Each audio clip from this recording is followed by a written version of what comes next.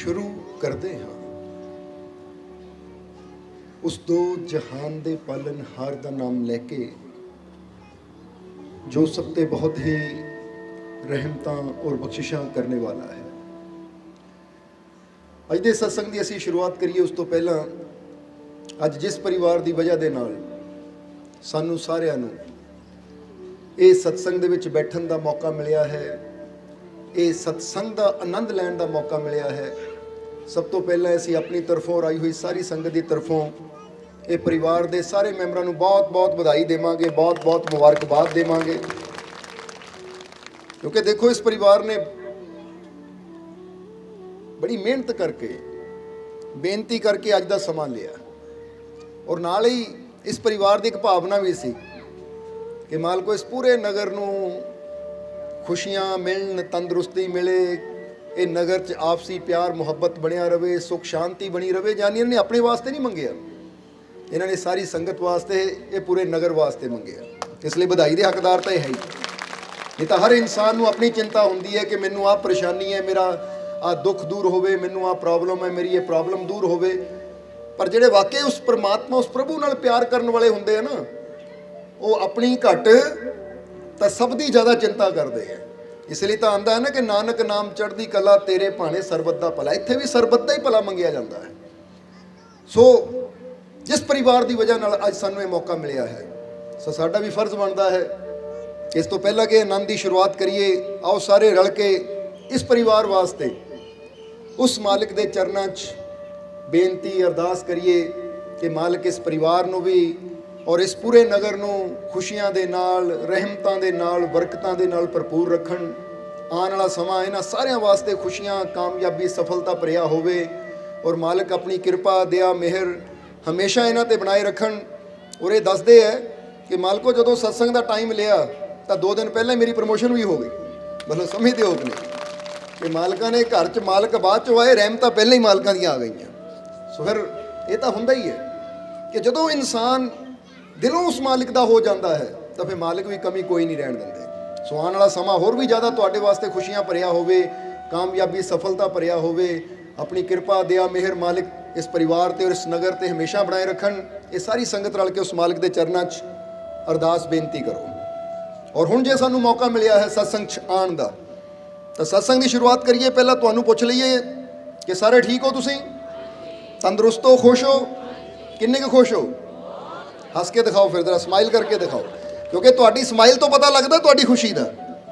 हुण जे इंसान का मूँह उतरिया होवे फिर बंदा कहे मैं खुश हाँ, तो फिर कहता भाई बोलदा कुछ है तो तेरा चेहरा कुछ होर दसदा है।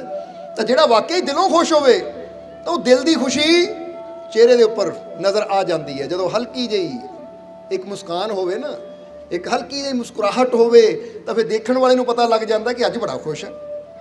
क्योंकि कोई उदास जिहा बैठा हो, तुसीं देख के ही कह देंदे हो की गल अज बड़ा दुखी बैठा, उदास बैठा, की हो गया, सब ठीक तो है? पुछ लेंदे हो कि नहीं तुसीं?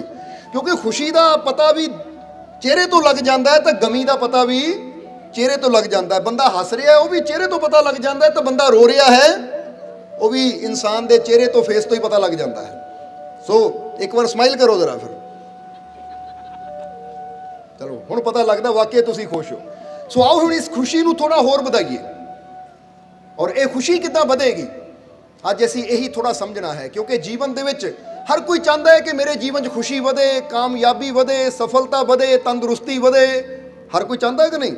हुण अज असीं थोड़ियां जिहियां ये चीज़ां नूं सीखना है, समझना है कि किद्दां साडे जीवन दे विच खुशी वध सकदी है, किद्दां साडे जीवन च कामयाबी सफलता आ सकदी है, और किद्दां साडे जीवन दीयां टेंशनां, चिंतावां, फिकर जिहड़ियां है ये खत्म हो सकदियां है।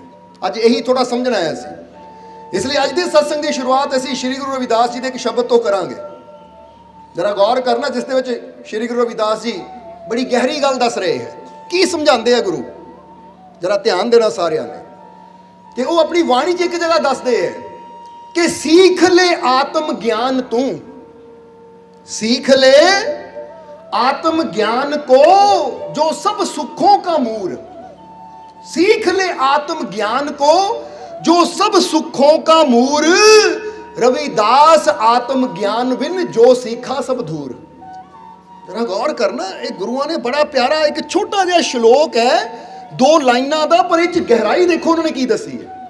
कहते अगर कोई सीखण दा मौका मिले ना, अगर तू जीवन नूं सफल बनाना चाहता है, जीवन नूं खुशियां नाल भरना चाहता है, तो एक चीज सीख ले। वो केड़ी चीज? सीख ले आत्म ज्ञान को, जो सब सुखों का मूल। मूल का मतलब हुंदा जड़। जिद्दां बंदा कहंदा ना पेड़ की जड़, हुण तुहानूं भी ये पता है कि पेड़ के पत्तियां नूं जिन्ना मर्जी पानी देई जाइए, फलां नूं जिन्ना मर्जी पानी देई जाइए, उन्हां गल नहीं बननी, पत्ते सुकदे जाणगे, फल सुकदे जाणगे। पर जे पेड़ की जड़ नूं पानी दिता जावे तो पेड़ सदा हरा भी हुंदा रहेगा, तो नਵੇਂ पत्ते भी आंदे रहणगे, नਵੇਂ फल फुल भी आंदे रहणगे, क्योंकि वो पेड़ की जान है जड़ दे अंदर। जे जड़ नूं संभाल लिया तो फिर वृक्ष नूं संभाल लिया, तो जे जड़ की केयर ना की, जड़ की संभाल ना की, तो फिर की होना है? फिर पेड़ सुक जाएगा। बोलो समझते हो कि नहीं? नहीं तो कभी देख लियो घर दे विच ना कि छोटा जिहा गमला, तुसीं एक पौधा लैके की करना है, बस उहदे पत्तियां नूं थोड़ा थोड़ा पानी दे देना, ਜਾਂ ਉਹਦੇ ਪੱਤਿਆਂ ਨੂੰ ਪਾਣੀ ਨਾਲ ਸਾਫ਼ ਕਰ ਦੇਣਾ, ਜੜ੍ਹਾਂ 'ਚ ਪਾਣੀ ਨਹੀਂ ਪਾਣਾ, ਤਾਂ ਤੁਸੀਂ ਦੇਖੋਗੇ ਹਫ਼ਤੇ 10 ਦਿਨਾਂ 'ਚ ਇਹ ਪੌਦਾ ਸੁੱਕ ਜਾਏਗਾ, ਨਸ਼ਟ ਹੋ ਜਾਏਗਾ। ਪਰ ਜੇ ਤੁਸੀਂ ਜੜ੍ਹਾਂ ਨੂੰ ਖਾਦ ਦਿੰਦੇ ਰਹੋ, ਪਾਣੀ ਦਿੰਦੇ ਰਹੋ, ਤਾਂ ਤੁਹਾਨੂੰ ਫੁੱਲਾਂ ਦੀ, ਫਲਾਂ ਦੀ, ਪੱਤਿਆਂ ਦੀ ਚਿੰਤਾ ਕਰਨ ਦੀ ਲੋੜ ਨਹੀਂ, ਕਿਉਂਕਿ ਜਿੱਥੇ ਜ਼ਰੂਰੀ ਹੈ ਤੁਸੀਂ ਉਹ ਕੰਮ ਕਰ ਲਿਆ। ਜਦੋਂ ਜ਼ਰੂਰੀ ਕੰਮ ਕਰ ਲਿਆ ਤਾਂ ਬਾਕੀ ਸਾਰਾ ਕੰਮ ਉਹਨੇ ਹੀ ਸੰਭਾਲ ਲੈਣਾ ਹੈ। ਜੇ ਤਾਂ ਜੜ ਨੂੰ ਪਾਣੀ ਗਿਆ, ਬਾਕੀ ਜੜ ਨੇ ਆਪੇ ਹੀ ਸੰਭਾਲ ਲੈਣਾ ਹੈ। इसी तरह अगर असी अपने जीवन को देखिए तो साडे जीवन की जड़ की है, साडे जीवन की जड़ की है। ये बारे एक शब्द अंदर भी आया है कि त्रिक्षेत्राय जीवनम, त्रिक्षेत्राय जीवनम, त्रिउत्तम जीवनम सर्वोत्तम। ये संस्कृत का एक श्लोक है जिहदे दसिया गया है कि ये साडे जीवन के 3 क्षेत्र है। की है? 3 क्षेत्र। जिद्दां क्षेत्र का मतलब जिद्दां समझ लो, वो कहते 3 हिस्सियां च साडा जीवन वंडिया होया है। जिद्दां बंदा कहंदा ना मेरा घर है, कहण नूं घर है, पर घर दे अंदर बंदा कहंदा मेरी किचन है, आ मेरा बैडरूम है, आ मेरा बाथरूम है, आ मेरी लॉबी है। यानी घर तो इक्को ही है, पर वो घर दे विच किन्ने हिस्से है? किते बैडरूम है, किते रसोई है, किते बाथरूम है, किते ड्राइंग रूम है जिथे असीं आए गए रिश्तेदारां नूं बिठांदे हैं। घर इक्को ही है, पर अंदरों अलग अलग कमरियां नाल वंडिया होया है। इसी तरह साडा जीवन इक्को ही है, पर यह जीवन के भी 3 क्षेत्र है, 3 हिस्सों में वंडिया गया है। और अगर असी ये जीवन नूं चाहते हैं सुखा नाल भरना, तो सानू उन्हां तिन्हां ते मेहनत करनी पेगी। जे एक नूं भी छड्ड दिता, जिद्दां हुण बंदा फर्ज करो कि घर दे विच बैडरूम भी है, किचन भी है, बाथरूम भी है, हुण बंदा एक दी तां सफाई रखदा है कि मैं बैडरूम नूं साफ रखना है, किचन नूं गंदा रखना है, बाथरूम नूं गंदा रखना है, तो घर सोहना नहीं होएगा, बीमारियां भर जाणगियां। क्योंकि जे एक नूं संभालिया और दोवां दा ख्याल ना रखिया, दोनों की फिक्र ना की, तो घर फिर सुंदर नहीं बनेगा। घर उही सोहना लगता है कि जिन्ने कमरे हैं ना सारे साफ सुथरे होण। जे ड्राइंग रूम जाइए वो भी साफ होवे, बैडरूम जाइए वो भी साफ होवे। हुण बंदा कहे ड्राइंग रूम तो साफ रखना है, पर बैडरूम 'च कचरा पिया रहे, तो फिर भी घर दे विच खुशियां नहीं आउणगियां, घर साफ नहीं होएगा।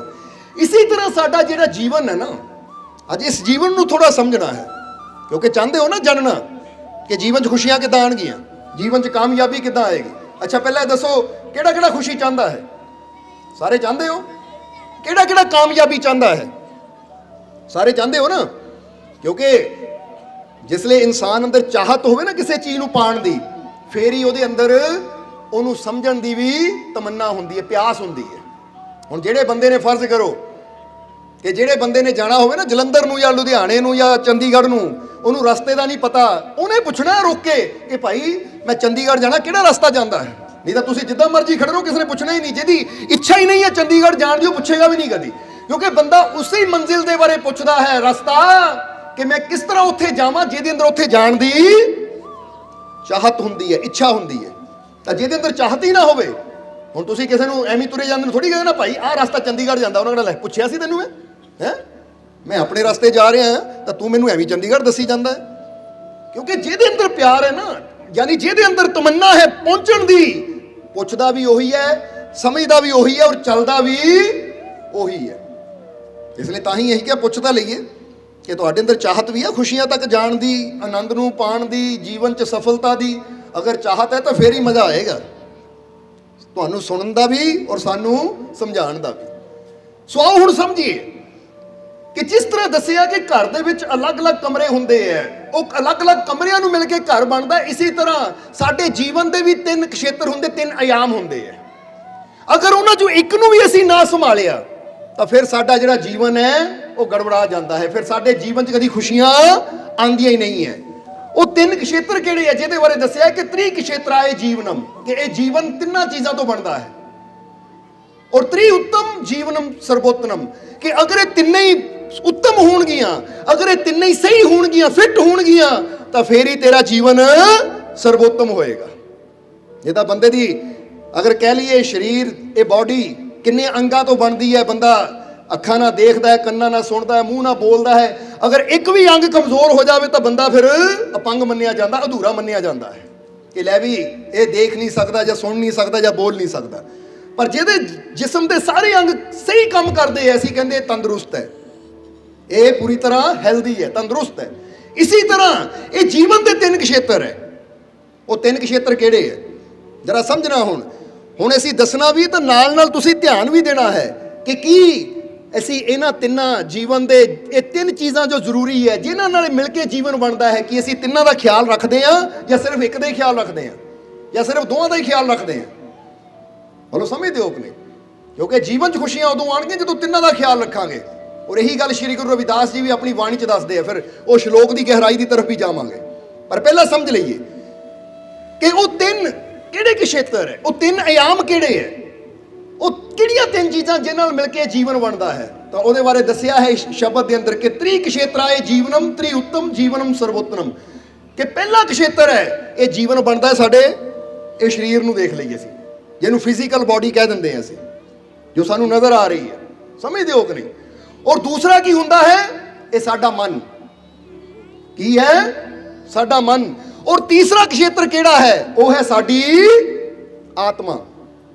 ਸਮਝਣਾ ਜ਼ਰਾ ਸਾਰਿਆਂ ਨੇ। ਇੱਕ ਹੈ ਸਾਡਾ ਸਰੀਰ, ਦੂਜਾ ਹੈ ਸਾਡਾ ਮਾਈਂਡ, ਸਾਡਾ ਮਨ, ਜਿਹਦੇ ਨਾਲ ਹੀ ਸੋਚਦੇ ਹਾਂ, ਵਿਚਾਰਦੇ ਹਾਂ। ਔਰ ਤੀਸਰੀ ਹੈ ਉਹ ਸਾਡੀ ਆਤਮਾ, ਜਿੱਥੋਂ ਸਾਨੂੰ ਸ਼ਕਤੀ ਮਿਲਦੀ ਹੈ।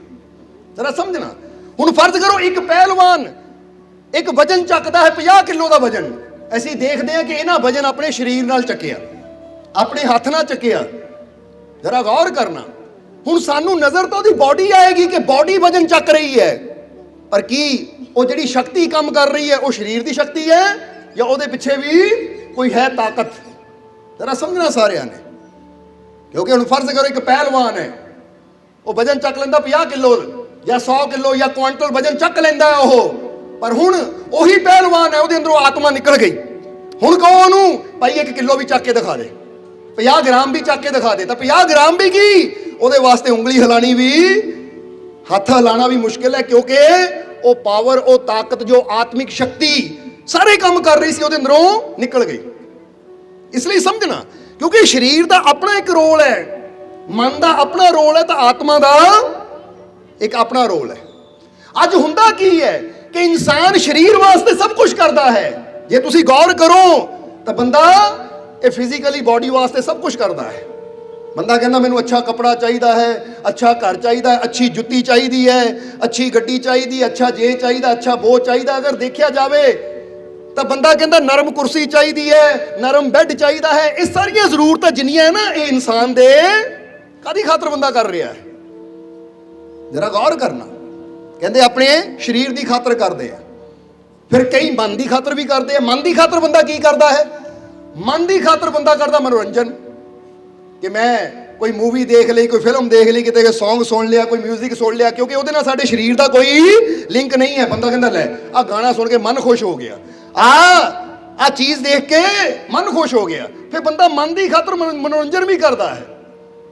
ਕਈ ਤਰ੍ਹਾਂ ਦੇ ਬੰਦਾ ਸੌਂਗ ਸੁਣਦਾ ਹੈ, ਸ਼ਬਦ ਸੁਣਦਾ ਹੈ, ਕਵਾਲੀਆਂ ਸੁਣਦਾ ਹੈ। ਉਹ ਕਾਹਦੀ ਖਾਤਰ? ਮਨ ਦੀ ਖਾਤਰ। ਪਰ ਜਦੋਂ ਗੱਲ ਆਉਂਦੀ ਹੈ ਤੀਸਰੇ ਖੇਤਰ ਦੀ, ਆਤਮਾ, ਤਾਂ ਉੱਥੇ ਆ ਕੇ ਇਨਸਾਨ ਥੋੜਾ ਜਿਹਾ ਡਗਮਗਾ ਜਾਂਦਾ ਹੈ। ਜਰਾ ਸਮਝਣਾ ਸਾਰਿਆਂ ਨੇ। ਇਸ ਲਈ ਇਸ ਸ਼ਬਦ ਦੇ ਅੰਦਰ ਇਹ ਦੱਸਿਆ ਹੈ ਕਿ ਐ ਪਿਆਰਿਆ, ਅਗਰ ਆਪਣੇ ਜੀਵਨ ਨੂੰ ਖੁਸ਼ੀਆਂ ਨਾਲ ਭਰਨਾ ਹੈ ਤਾਂ ਫਿਰ ਜਰਾ ਗੌਰ ਕਰਨਾ, ਇਹ ਸਰੀਰ ਵੀ ਤੇਰਾ ਫਿੱਟ ਹੋਣਾ ਚਾਹੀਦਾ ਹੈ। ਇਹਨੂੰ ਫਿੱਟ ਕਰ ਐਕਸਰਸਾਈਜ਼ ਕਰਕੇ। ਇਹ ਮਨ ਵੀ ਤੇਰਾ ਅੱਛਾ ਹੋਣਾ ਚਾਹੀਦਾ ਹੈ। ਇਹ ਹੁੰਦਾ ਹੈ ਅੱਛੇ ਵਿਚਾਰ ਸੁਣ ਕੇ। ਸਮਝਦੇ ਹੋ ਕਿ ਨਹੀਂ? ਕਿਉਂਕਿ ਇੱਕ ਕਹਿੰਦੇ ਨਾ ਮਾਨਸਿਕ ਸ਼ਕਤੀ, ਜਿਹਨੂੰ ਅੱਜ ਮਨੋਵਿਗਿਆਨ ਕਹਿੰਦੇ ਹੈ ਕਿ ਸਰੀਰ ਦੇ ਬਲ ਨਾਲੋਂ ਜ਼ਿਆਦਾ ਮਾਨਸਿਕ ਬਲ ਇਨਸਾਨ ਨੂੰ ਕਾਮਯਾਬ ਕਰਦਾ ਹੈ। ਇਸ ਲਈ ਉਹ ਕਹਿੰਦੇ ਵਿਲ ਪਾਵਰ ਜਿਹੜੀ ਹੈ ਨਾ, ਇਹ ਤੇਰੀ ਫਿਜ਼ੀਕਲੀ ਪਾਵਰ ਨਾਲੋਂ ਜ਼ਿਆਦਾ ਵਿਲ ਪਾਵਰ। ਜਿੱਦਾਂ ਇਹਨੂੰ ਇਦਾਂ ਸਮਝ ਲਓ ਕਿ ਕੋਈ ਵੀ ਜੰਗ ਉਹ ਤਾਕਤ ਨਾਲ ਘੱਟ ਤਾਂ ਹਿੰਮਤ ਨਾਲ, ਹੌਸਲੇ ਨਾਲ ਜ਼ਿਆਦਾ ਜਿੱਤੀ ਜਾਂਦੀ ਹੈ। ਇਹਨੂੰ ਕਹਿੰਦੇ ਵਿਲ ਪਾਵਰ। ਸਮਝਣਾ ਜ਼ਰਾ ਸਾਰਿਆਂ ਨੇ। ਫਿਰ ਲਾਸਟ ਵਿੱਚ ਦੱਸਿਆ ਹੈ ਕਿ ਆਤਮਾ, ਔਰ ਉਹਦੇ ਬਾਰੇ ਇੱਥੇ ਸ਼੍ਰੀ ਗੁਰੂ ਰਵਿਦਾਸ ਜੀ ਗੱਲ ਕਰਦੇ ਆਪਣੀ ਬਾਣੀ ਦੇ ਅੰਦਰ। ਤਾਂ ਹੀ ਅਸੀਂ ਕਿਹਾ ਪਹਿਲਾਂ ਤਿੰਨਾਂ ਖੇਤਰਾਂ ਬਾਰੇ ਥੋੜਾ ਜਿਹਾ ਤੁਹਾਨੂੰ ਇਸ਼ਾਰਾ ਕਰ ਦਈਏ। ਇੱਥੇ ਸ਼੍ਰੀ ਗੁਰੂ ਰਵਿਦਾਸ ਜੀ ਦੱਸਦੇ ਹੈ ਕਿ सीख ले आत्म ज्ञान को जो सब सुखों का मूल। ਉਹ ਕਹਿੰਦੇ ਤੂੰ ਹੋਰ ਹਰ ਚੀਜ਼ ਸਿੱਖਦਾ ਹੈ, ਸਰੀਰ ਨੂੰ ਲੈ ਕੇ ਸਿੱਖਦਾ ਹੈ, ਮਨ ਨੂੰ ਲੈ ਕੇ ਸਿੱਖਦਾ ਆ, ਪਰ ਜਿਹੜੀ ਸਾਰੀ ਸੁੱਖਾਂ ਦੀ ਜੜ ਹੈ, એનર્ਜੀ ਦੀ ਜੜ ਹੈ, ਸ਼ਕਤੀ ਦੀ ਜੜ ਹੈ, ਤੂੰ ਉਹਦੇ ਬਾਰੇ ਨਾ ਹੀ ਸਿੱਖਣ ਦੀ ਕੋਸ਼ਿਸ਼ ਕਰਦਾ ਹੈ, ਨਾ ਹੀ ਸਮਝਣ ਦੀ ਕੋਸ਼ਿਸ਼ ਕਰਦਾ ਹੈ, ਨਾ ਹੀ ਉੱਥੇ ਮਿਹਨਤ ਕਰਨ ਦੀ ਕਦੀ ਕੋਸ਼ਿਸ਼ ਕਰਦਾ ਹੈ।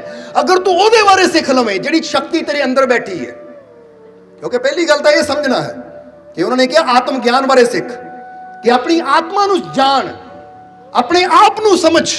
ਕਿਉਂਕਿ ਜਦੋਂ ਤੂੰ ਆਪਣੇ ਆਪ ਨੂੰ ਜਾਣ ਲੈਂਦਾ ਹੈ, ਤੈਨੂੰ ਆਪਣੀ ਆਤਮਾ ਦਾ ਗਿਆਨ ਹੋ ਜਾਂਦਾ ਹੈ, ਤਾਂ ਫਿਰ ਤੇਰੇ ਜੀਵਨ ਚ ਆਉਣ ਵਾਲੀਆਂ ਮੁਸੀਬਤਾਂ, ਤੇਰੇ ਜੀਵਨ ਚ ਆਉਣ ਵਾਲੀਆਂ ਪਰੇਸ਼ਾਨੀਆਂ, ਤੇਰੇ ਜੀਵਨ ਚ ਆਉਣ ਵਾਲੀਆਂ ਰੁਕਾਵਟਾਂ ਜਾਂ ਤੈਨੂੰ ਮਿਲਣ ਵਾਲੀ ਹਰ ਤਰ੍ਹਾਂ ਦੀ ਅਸਫਲਤਾ ਇਹ ਬੜੀ ਛੋਟੀ ਰਹਿ ਜਾਂਦੀ ਹੈ।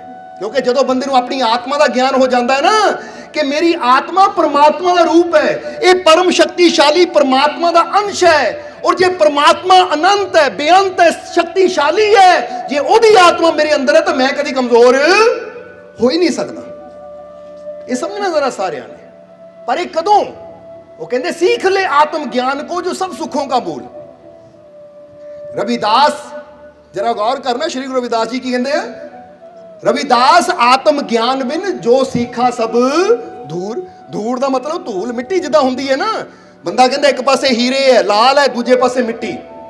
वो कहते जे तू अपनी आत्मा नूं ही ना जानिया, अपने आप नूं ही ना जानिया, तो तू जो मर्जी सीख ले, पूरी दुनिया का ज्ञान ही इकट्ठा कर ले, वो सारा व्यर्थ है। क्योंकि उस ज्ञान ने, वो दुनिया के ज्ञान ने किते कम नहीं आना। जिथे तेनू अपने आप की जो समझ होनी है ना, अपने अंदर की शक्तियां का जो पता लगना है, जिथे उन्हें तेरे काम आना है, उत्थे दुनिया के किसी ज्ञान ने तेरे काम नहीं आना। हुण फर्ज करो एक बंदे नूं पता लग जाए धरती तो चंद्रमा कितनी दूर है, ज्ञान मिल गया। सूरज उपर की है, मंगल ते की है, ज्ञान मिल गया। पर ਉਹਦੇ ਨਾਲ इंसान के जीवन की बदलाव आएगा? चिंता उत्थे रही, टेंशन उत्थे रहा, डर उत्थे रहा, परेशानियां उत्थे रही। सिर्फ ज्ञान मिल गया कि फलानी चीज़ के बारे मैनू पता लग गया, पर साडे जीवन कोई बदलाव नहीं आया।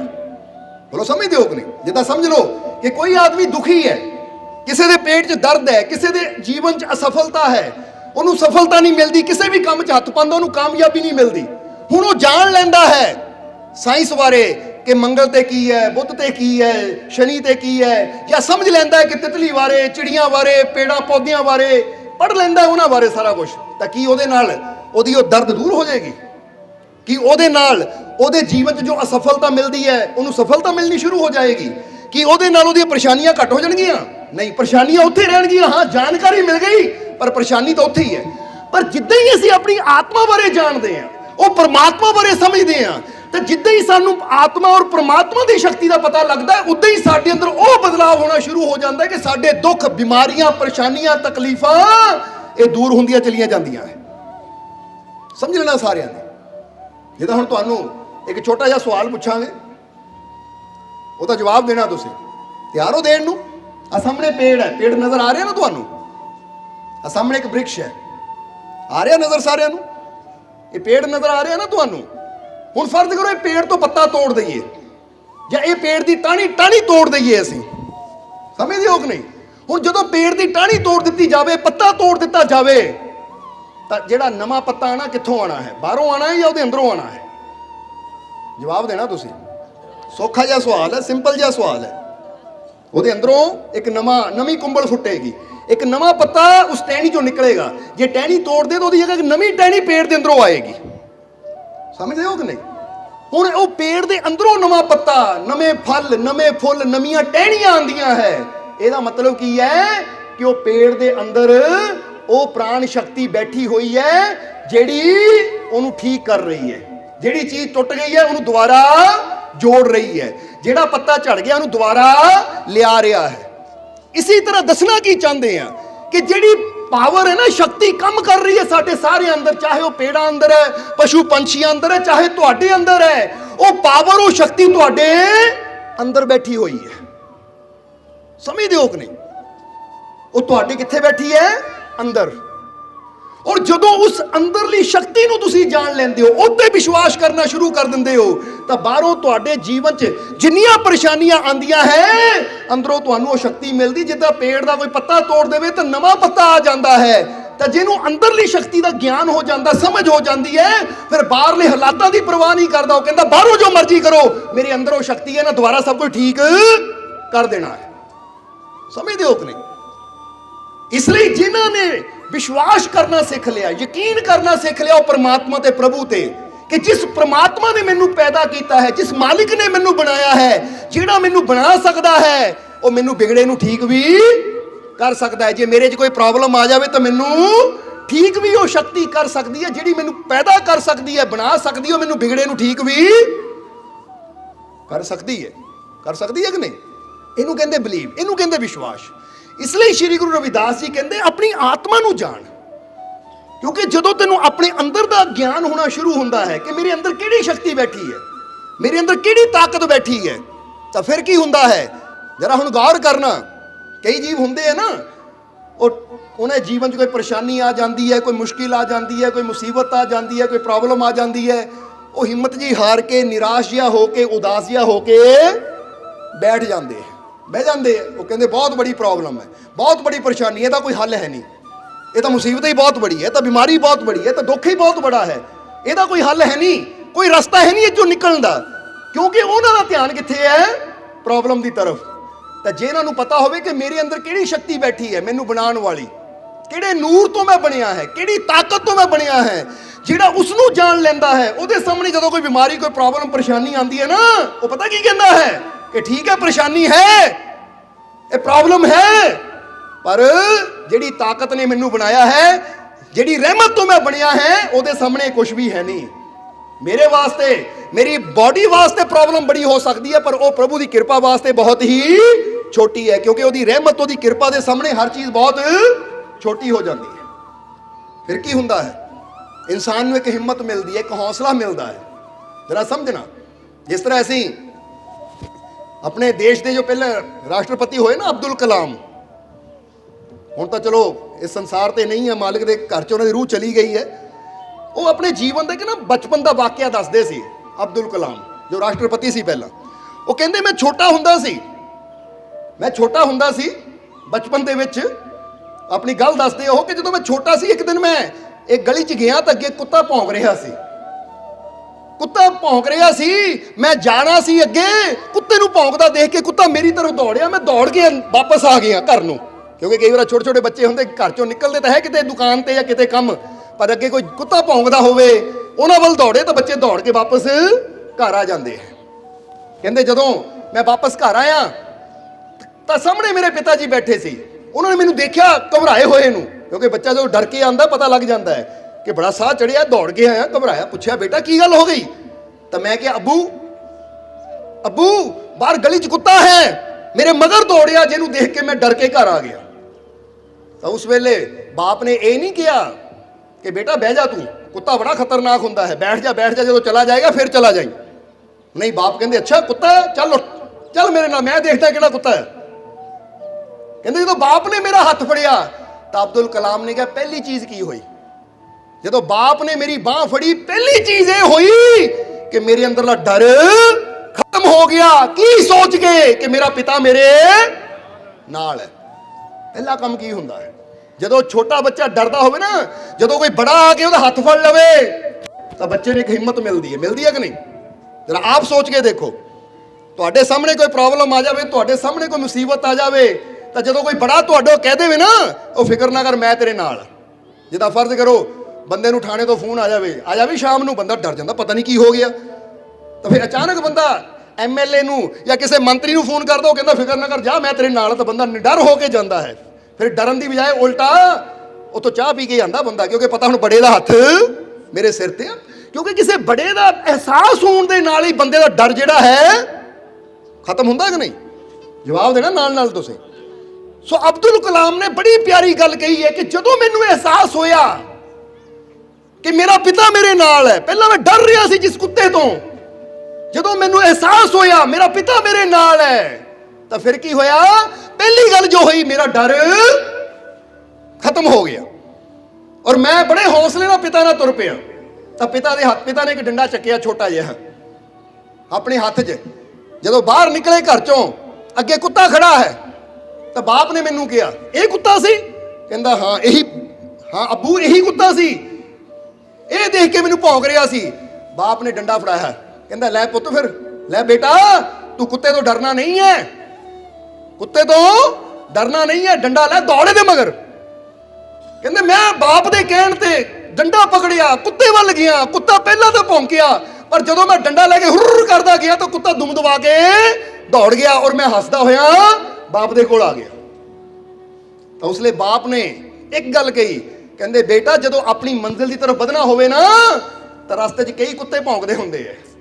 ਇਹਨਾਂ ਕੁੱਤਿਆਂ ਨੂੰ ਦੇਖ ਕੇ, ਇਹਨਾਂ ਤੋਂ ਡਰ ਕੇ ਅਸੀਂ ਆਪਣਾ ਰਸਤਾ ਨਹੀਂ ਛੱਡਣਾ, ਜਾਂ ਆਪਣੀ ਮੰਜ਼ਿਲ ਦੀ ਤਰਫੋਂ ਵਧਣਾ ਨਹੀਂ ਰੁਕ ਜਾਣਾ, ਬਲਕਿ ਜਦੋਂ ਅਸੀਂ ਇਹ ਮਹਿਸੂਸ ਕਰਦੇ ਕਿ ਮੇਰਾ ਖੁਦਾ, ਮੇਰਾ ਮਾਲਿਕ, ਮੇਰਾ ਪਰਮਾਤਮਾ, ਉਹ ਪਿਤਾ ਜਿਸ ਨੇ ਮੈਨੂੰ ਪੈਦਾ ਕੀਤਾ, ਗੁਰਬਾਣੀ ਕਹਿੰਦੀ ਹੈ ਨਾ, ਇੱਕ ਪਿਤਾ ਏਕ ਅਸਕੇ ਹਮ ਬਾਰਕ, ਕਿ ਸਾਡਾ ਸਭ ਦਾ ਪਿਤਾ ਇੱਕ ਹੈ, ਸਾਨੂੰ ਇੱਕ ਸ਼ਕਤੀ ਪਰਮਾਤਮਾ ਨੇ ਪੈਦਾ ਕੀਤਾ ਹੈ। ਔਰ ਜਦੋਂ ਅਸੀਂ ਆਪਣੀ ਆਤਮਾ ਨੂੰ ਸਮਝ ਲੈਂਦੇ ਆ ਕਿ ਮੇਰੀ ਆਤਮਾ ਪਰਮਾਤਮਾ ਦਾ ਅੰਸ਼ ਹੈ।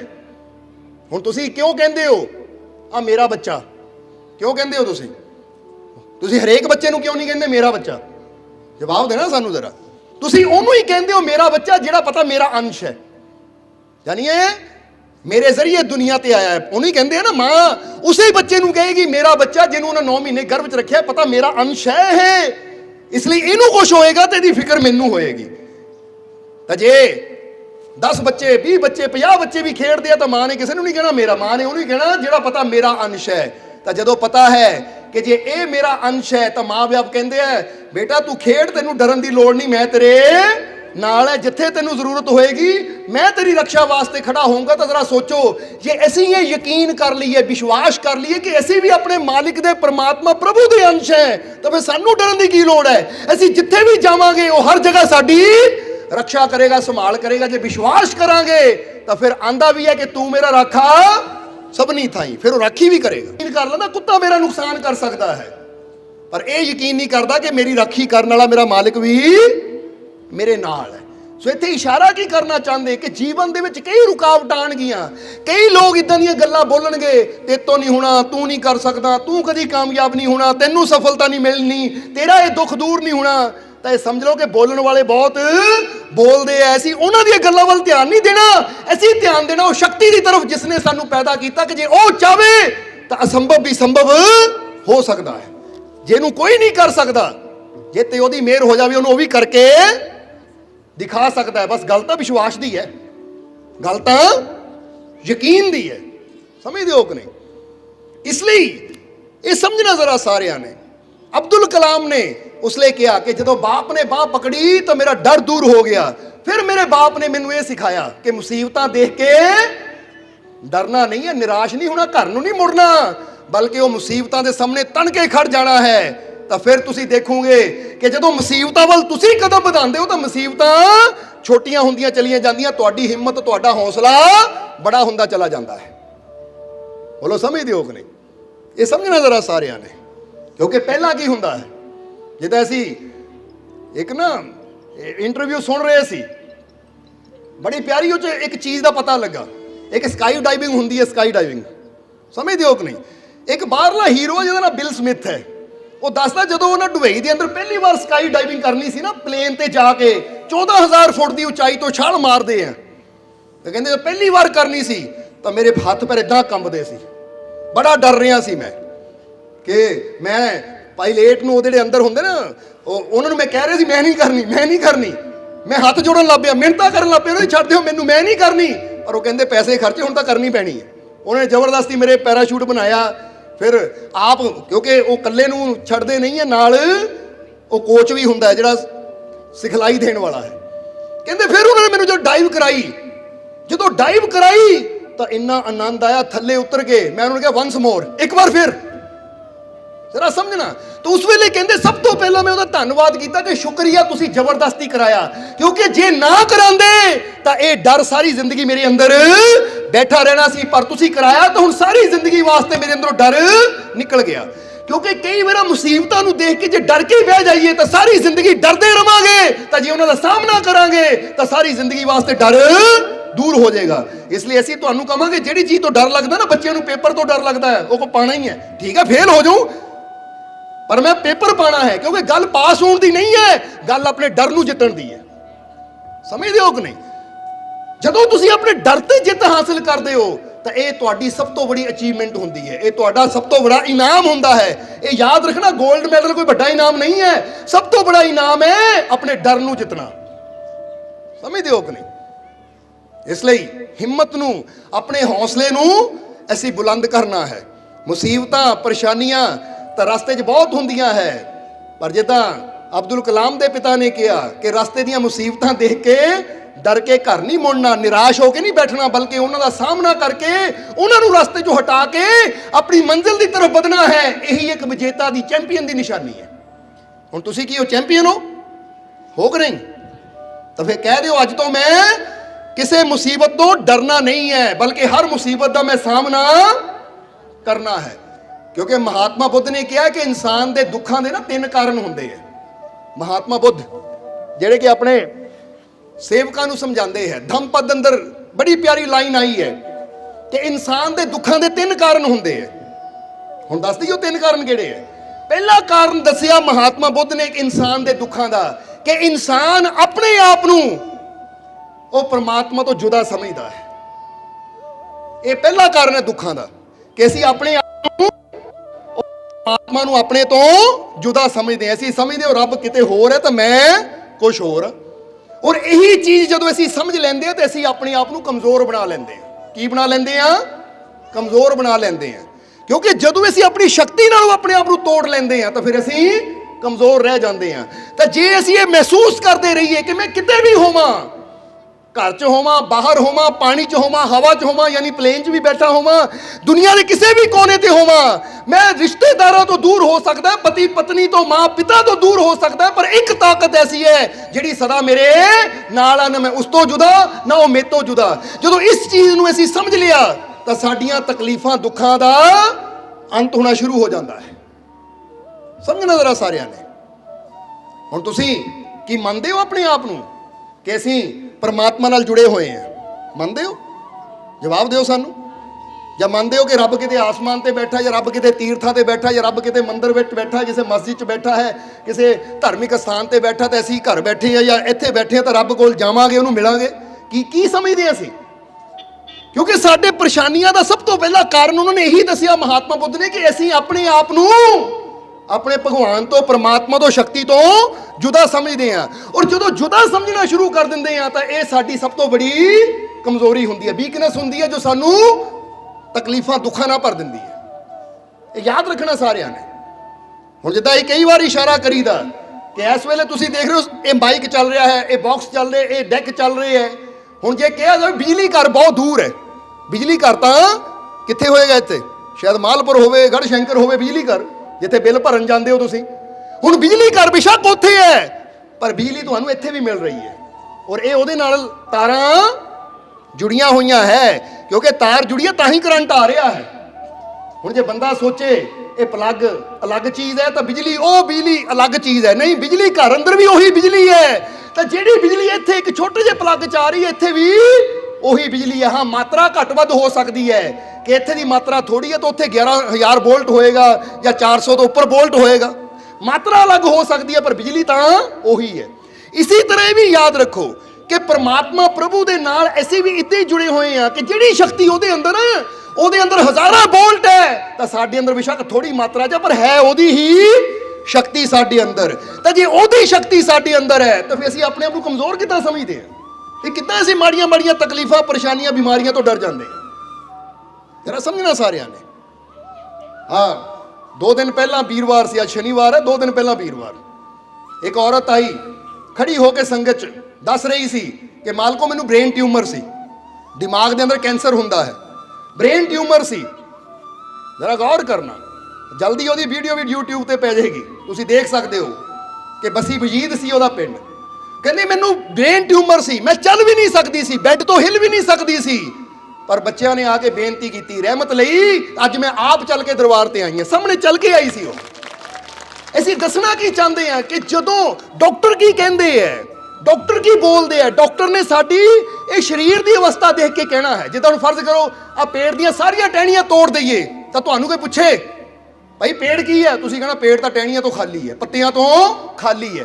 ਤੁਸੀਂ ਪੇਟ ਦੀ ਬਾਹਰੀ ਹਾਲਤ ਦੇਖ ਕੇ ਕਹਿਣਾ ਆ ਕਿ ਨਾ ਪੇਟ ਤੇ ਇਸ ਵੇਲੇ ਕੋਈ ਪੱਤਾ ਹੈ, ਨਾ ਪੇਟ ਤੇ ਇਸ ਵੇਲੇ ਕੋਈ ਟਹਿਣੀ ਹੈ, ਕਿਉਂਕਿ ਜੋ ਬਾਹਰ ਦੇ ਹਾਲਾਤ ਹੈ ਤੁਸੀਂ ਉਹ ਦੇਖ ਕੇ ਦੱਸ ਦੇਣਾ ਹੈ। ਪਰ ਪ੍ਰਮਾਤਮਾ ਨੇ, ਕੁਦਰਤ ਨੇ ਕੰਮ ਕਿੱਥੇ ਕਰਨਾ ਹੈ। ਹੁਣ ਤੁਸੀਂ ਕਹਿੰਦੇ ਹੋ ਪੇਟ ਤੇ ਕੋਈ ਟਹਿਣੀ ਕੋਈ ਪੱਤਾ ਨਹੀਂ ਹੈ, ਚਲੇ ਜਾਓ ਘਰ ਨੂੰ, 6 ਮਹੀਨੇ ਬਾਅਦ ਆਓ, ਉਹੀ ਪੇਟ ਦੁਬਾਰਾ ਟਹਿਣੀਆਂ ਨਾਲ ਪੱਤਿਆਂ ਨਾਲ ਭਰਿਆ ਹੋਣਾ, ਕਿਉਂਕਿ ਕੁਦਰਤ ਕਹਿੰਦੀ ਤੂੰ ਬਾਹਰੋਂ ਦੇਖਦਾ ਆ ਤਾਂ ਮੈਂ ਜੋ ਕਰਦਾ ਹਾਂ ਅੰਦਰੋਂ ਕਰਦਾ ਹਾਂ। ਉਹਦੀ ਰਹਿਮਤ ਅੰਦਰੋਂ ਕੰਮ ਕਰਦੀ ਹੈ। ਇਸ ਲਈ ਤੁਸੀਂ ਵੀ ਬਣੇ ਹੋ, ਤੁਸੀਂ ਵੀ ਪੈਦਾ ਹੋਏ ਹੋ ਤਾਂ ਕਿਤੇ ਉਹ ਬਾਹਰੋਂ ਨਹੀਂ ਕੁਝ ਮਿਲਿਆ, ਜੋ ਬਣਿਆ ਤੁਹਾਡੇ ਅੰਦਰੋਂ ਬਣਿਆ ਹੈ। ਜਿੱਦਾਂ ਅਸੀਂ ਕਈ ਵਾਰ ਇੱਕ ਸਵਾਲ ਪੁੱਛੀਦਾ, ਇੱਥੇ ਤੁਹਾਨੂੰ ਹੀ ਪੁੱਛਾਂਗੇ ਕਿਉਂਕਿ ਅੱਜ ਇਸ ਨਗਰ 'ਚ ਪਹਿਲੀ ਵਾਰ ਆਏ ਹਾਂ, ਕਿ ਇੱਕ ਬੱਚਾ ਇੰਨਾ ਕੁ ਹੈ, ਬੋਲੋ ਸਮਝਦੇ ਹੋ ਕਿ ਨਹੀਂ? ਆਹ ਦੇਖੋ ਸਾਹਮਣੇ ਹੀ ਹੈ, ਇੰਨਾ ਕੁ ਬੱਚਾ, ਸਮਝਦੇ ਹੋ ਕਿ ਨਹੀਂ? ਜਾਂ ਜਦੋਂ ਬੱਚਾ ਪੈਦਾ ਹੁੰਦਾ ਇੰਨਾ ਕੁ ਹੁੰਦਾ ਹੈ। ਹੁਣ ਇੰਨਾ ਕੁ ਬੱਚਾ ਜਿਹਦੇ ਹੱਥ ਨਿੱਕੇ ਨਿੱਕੇ ਹੈ, ਜਿਹਦੀ ਸਿਰ ਦੀ ਖੋਪੜੀ ਹੱਡੀ ਇੰਨੀ ਕੁ ਹੈ, ਹੁਣ ਹੌਲੀ ਹੌਲੀ 2 ਸਾਲ ਦਾ, 4 ਸਾਲ ਦਾ, 5 ਸਾਲ ਦਾ, 10 ਸਾਲ ਦਾ, 20 ਸਾਲ ਦਾ ਹੁੰਦਾ ਹੁੰਦਾ 5 ਫੁੱਟ, 5.5 ਫੁੱਟ, ਕਈ 6 ਫੁੱਟ ਦੇ ਵੀ ਹੋ ਜਾਂਦੇ ਆ। ਹੁਣ ਜ਼ਰਾ ਜਵਾਬ ਦੇਣਾ, ਜਿਹੜੀ ਉਹਦੀ ਇੰਨੀ ਕੁ ਹੱਡੀ ਸੀ ਸਿਰ ਦੀ, ਉਹ ਬਾਹਰੋਂ ਵਧੀ ਜਾਂ ਅੰਦਰੋਂ ਅੰਦਰ ਵਧੀ? ਬੋਲੋ ਸਮਝਦੇ ਹੋ ਕਿ ਨਹੀਂ? ਬੰਦਾ ਕਹਿੰਦਾ ਆਹ ਗਲਾਸ ਇਹ ਇੰਨਾ ਕੁ ਹੈ, ਮੈਂ ਬੜਾ ਰੱਖਣਾ ਤਾਂ ਦੁਕਾਨ ਤੋਂ ਨਵਾਂ ਵੱਡਾ ਗਲਾਸ ਲਿਆਣਾ, ਉਹ ਇਹਦੀ ਜਗ੍ਹਾ ਰੱਖ ਦੇਣਾ, ਫੇਰ ਵਧਣਾ ਹੈ ਨਾ। ਸਮਝਦੇ ਹੋ ਕਿ ਨਹੀਂ? ਪਰ ਕੀ ਮਾਤਾ ਪਿਤਾ ਜਾਂਦੇ ਆ ਦੁਕਾਨ ਤੇ, ਆ ਭਾਈ ਮੇਰਾ ਬੱਚਾ ਹੁਣ 2 ਸਾਲ ਦਾ ਹੋ ਗਿਆ, 2 ਸਾਲ ਵਾਲੀ ਖੋਪੜੀ ਦੇ ਦਿਓ, ਆ 2 ਸਾਲ ਵਾਲੇ ਹੱਥ ਦੇ ਦਿਓ, ਹੁਣ ਹੱਥ ਬਦਲਨੇ ਉਹਦੇ, ਕਿ ਆਹ ਨਵੇਂ 2 ਸਾਲ ਦੇ ਹੱਥ ਫਿੱਟ ਕਰ ਦਈਏ ਤਾਂ ਪੁਰਾਣੇ ਜਿਹੜੇ ਪਿਛਲੇ ਸੀ 1.5 ਸਾਲ ਦੇ ਲਾ ਕੇ ਰੱਖ ਦਈਏ? ਇਦਾਂ ਕਰਦੇ ਆ ਅਸੀਂ, ਜਾਂ ਅੰਦਰੋਂ ਅੰਦਰ ਸਭ ਕੁਝ ਹੁੰਦਾ ਹੈ? ਜਵਾਬ ਦਿਓ ਸਾਨੂੰ। ਅੰਦਰੋਂ ਅੰਦਰ ਹੁੰਦਾ ਨਾ, ਇੰਨੇ ਕੁ ਹੱਥ ਐਡੇ ਹੋ ਜਾਂਦੇ ਆ, ਇੰਨੀਆਂ ਕੁ ਬਾਹਾਂ ਇੰਨੀਆਂ ਹੋ ਜਾਂਦੀਆਂ ਹੈ, ਇੰਨਾ ਕੁ ਸਿਰ ਐਡਾ ਹੋ ਜਾਂਦਾ ਹੈ, ਇੰਨੀਆਂ ਕੁ ਲੱਤਾਂ, ਉਹਦੇ ਹਿਸਾਬ ਨਾਲ ਜਿੱਦਾਂ ਜਦੋਂ ਉਮਰ ਵੱਧਦੀ ਹੈ ਅੰਦਰੋਂ ਹੀ ਹੱਡੀਆਂ ਵੀ ਵਧੀ ਜਾਂਦੀਆਂ ਹੈ, ਅੰਦਰੋਂ ਹੀ ਖੋਪੜੀ ਵੀ ਵਧੀ ਜਾਂਦੀ ਹੈ, ਫੇਫੜੇ, ਦਿਲ, ਲੀਵਰ ਸਭ ਕੁਝ ਅੰਦਰੋਂ ਵੱਧਦਾ ਹੈ। ਯਾਨੀ ਇੱਥੋਂ ਕੀ ਪਤਾ ਲੱਗਦਾ ਹੈ ਕਿ ਬਾਹਰੋਂ ਜੋ ਮਰਜ਼ੀ ਬੰਦਾ ਬਾਹਰੋਂ ਬੋਡੀ ਨੂੰ ਦੇਖ ਸਕਦਾ ਹੈ, ਪਰ ਵਧਾਉਣ ਵਾਲੀ, ਕਰਮ ਕਰਨ ਵਾਲੀ, ਜੀਵਨ ਦੇਣ ਵਾਲੀ ਸ਼ਕਤੀ ਤਾਂ ਅੰਦਰ ਬੈਠੀ ਹੈ। ਜਦੋਂ ਅਸੀਂ ਉਸ ਸ਼ਕਤੀ ਤੇ ਵਿਸ਼ਵਾਸ ਕਰਨਾ ਸ਼ੁਰੂ ਕਰ ਦਿੰਦੇ ਹਾਂ ਕਿ ਮੇਰੇ ਅੰਦਰ ਮੈਨੂੰ ਪੈਦਾ ਕਰਨ ਵਾਲੀ, ਮੈਨੂੰ ਜਨਮ ਦੇਣ ਵਾਲੀ ਸ਼ਕਤੀ ਬੈਠੀ ਹੈ, ਔਰ ਜਿਹਨੇ ਮੈਨੂੰ ਜਨਮ ਦਿੱਤਾ ਹੈ, ਜਿਹਨੇ ਮੈਨੂੰ ਬਣਾਇਆ ਹੈ, ਜੇ ਮੈਂ ਉਸ ਤੇ ਵਿਸ਼ਵਾਸ ਕਰੂੰਗਾ ਤਾਂ ਫਿਰ ਮੇਰੇ ਜੀਵਨ 'ਚ ਕੋਈ ਵੀ ਪ੍ਰੋਬਲਮ ਹੋਵੇ, ਮੈਨੂੰ ਵਿਸ਼ਵਾਸ ਹੈ ਜਿਹੜਾ ਮੈਨੂੰ ਬਣਾ ਸਕਦਾ, ਮੇਰੀ ਹਰ ਪ੍ਰੋਬਲਮ ਨੂੰ ਠੀਕ ਵੀ ਉਹ ਕਰ ਸਕਦਾ। ਉਸ ਤੋਂ ਬੜੀ ਕੋਈ ਚੀਜ਼ ਨਹੀਂ ਹੈ। ਸਮਝ ਆ ਰਹੀ ਕਿ ਨਹੀਂ? ਇਸ ਲਈ ਜਦੋਂ ਅਸੀਂ ਆਪਣੇ ਪ੍ਰਮਾਤਮਾ ਦੀ ਸ਼ਕਤੀ ਨਾਲ ਜੁੜਦੇ ਹਾਂ, ਉਹਦੇ ਨਾਲ ਵਿਸ਼ਵਾਸ ਕਰਦੇ ਹਾਂ, ਤਾਂ ਫਿਰ ਅਸੰਭਵ ਵੀ ਸੰਭਵ ਹੋਣਾ ਸ਼ੁਰੂ ਹੋ ਜਾਂਦਾ ਹੈ। ਇਸ ਲਈ ਦੇਖੋ ਸ਼੍ਰੀ ਗੁਰੂ ਰਵਿਦਾਸ ਜੀ ਵੀ ਉਹੀ ਇਸ਼ਾਰਾ ਕਰ ਰਹੇ ਹੈ ਕਿ ਅਗਰ ਤੂੰ ਆਪਣੀ ਆਤਮਾ ਨੂੰ ਨਾ ਜਾਣਿਆ, ਅੰਦਰਲੀ ਸ਼ਕਤੀ ਨੂੰ ਨਾ ਜਾਣਿਆ, ਤਾਂ ਜਿੰਨਾ ਮਰਜ਼ੀ ਤੂੰ ਵੇਦਾਂ ਨੂੰ ਪੜ੍ਹ ਲੈ, ਸ਼ਾਸਤਰਾਂ ਨੂੰ ਪੜ੍ਹ ਲੈ, ਦੁਨੀਆ ਦਾ ਸਾਰਾ ਗਿਆਨ ਵੀ ਇਕੱਠਾ ਕਰ ਲੈ, ਉਹ ਸਾਰਾ ਕੁਝ ਮਿੱਟੀ ਦੇ ਬਰਾਬਰ ਹੈ। ਕਿਉਂਕਿ ਜਿਹੜਾ ਕੰਮ ਤੂੰ ਆਤਮਾ ਨੂੰ ਸਮਝ ਕੇ, ਪ੍ਰਮਾਤਮਾ ਦੇ ਵਿਸ਼ਵਾਸ ਕਰਕੇ ਜੋ ਤੂੰ ਹਾਸਲ ਕਰ ਲੈਣਾ ਹੈ, ਉਹ ਦੁਨੀਆ ਦੀ ਕਿਸੇ ਚੀਜ਼ ਨੂੰ ਜਾਣ ਕੇ ਨਹੀਂ ਹੋਣਾ। ਬੋਲੋ ਸਮਝਦੇ ਹੋ ਕਿ ਨਹੀਂ? ਔਰ ਕਈ ਵਾਰ ਅਸੀਂ ਦੇਖਿਆ ਹੈ ਕਿ ਬੰਦਾ ਇਹ ਤਾਂ ਵਿਸ਼ਵਾਸ ਕਰ ਲੈਂਦਾ ਹੈ, ਬੋਲੋ ਸਮਝਦੇ ਹੋ ਕਿ ਨਹੀਂ? ਬੰਦਾ ਇਹ ਤਾਂ ਵਿਸ਼ਵਾਸ ਕਰ ਲੈਂਦਾ ਹੈ ਕਿ ਸੂਰਿਆ ਦੇਵਤਾ, ਸੂਰਜ ਅੰਦਰ ਭਗਵਾਨ ਹੈ, ਉਹਦੀ ਪੂਜਾ ਕਰ ਲੈਂਦਾ ਹੈ। ਆ ਜਲ ਦੇਵਤਾ, ਜਲ ਦੀ ਵੀ ਬੰਦਾ ਪੂਜਾ ਕਰ ਲੈਂਦਾ ਹੈ। ਆ ਬ੍ਰਿਕਸ਼ ਦੇਵਤਾ, ਬ੍ਰਿਕਸ਼ ਦੀ ਵੀ ਬੰਦਾ ਪੂਜਾ ਕਰ ਲੈਂਦਾ ਹੈ। ਇੱਥੇ ਤੱਕ ਕਿ ਕਈ ਗਊਆਂ ਅੱਗੇ ਵੀ ਪੇੜੇ ਪਾਈ ਜਾਂਦੇ ਕਿ ਗਊ ਮਾਤਾ, ਗਊ ਦੀ ਪੂਜਾ ਕਰਦੇ, ਉਹਦੇ ਅੰਦਰ ਵਿਸ਼ਵਾਸ ਕਰ ਲੈਂਦੇ ਆ ਕਿ ਭਗਵਾਨ ਹੈ। ਬੋਲੋ ਕਰ ਲੈਂਦੇ ਆ ਕਿ ਨਹੀਂ?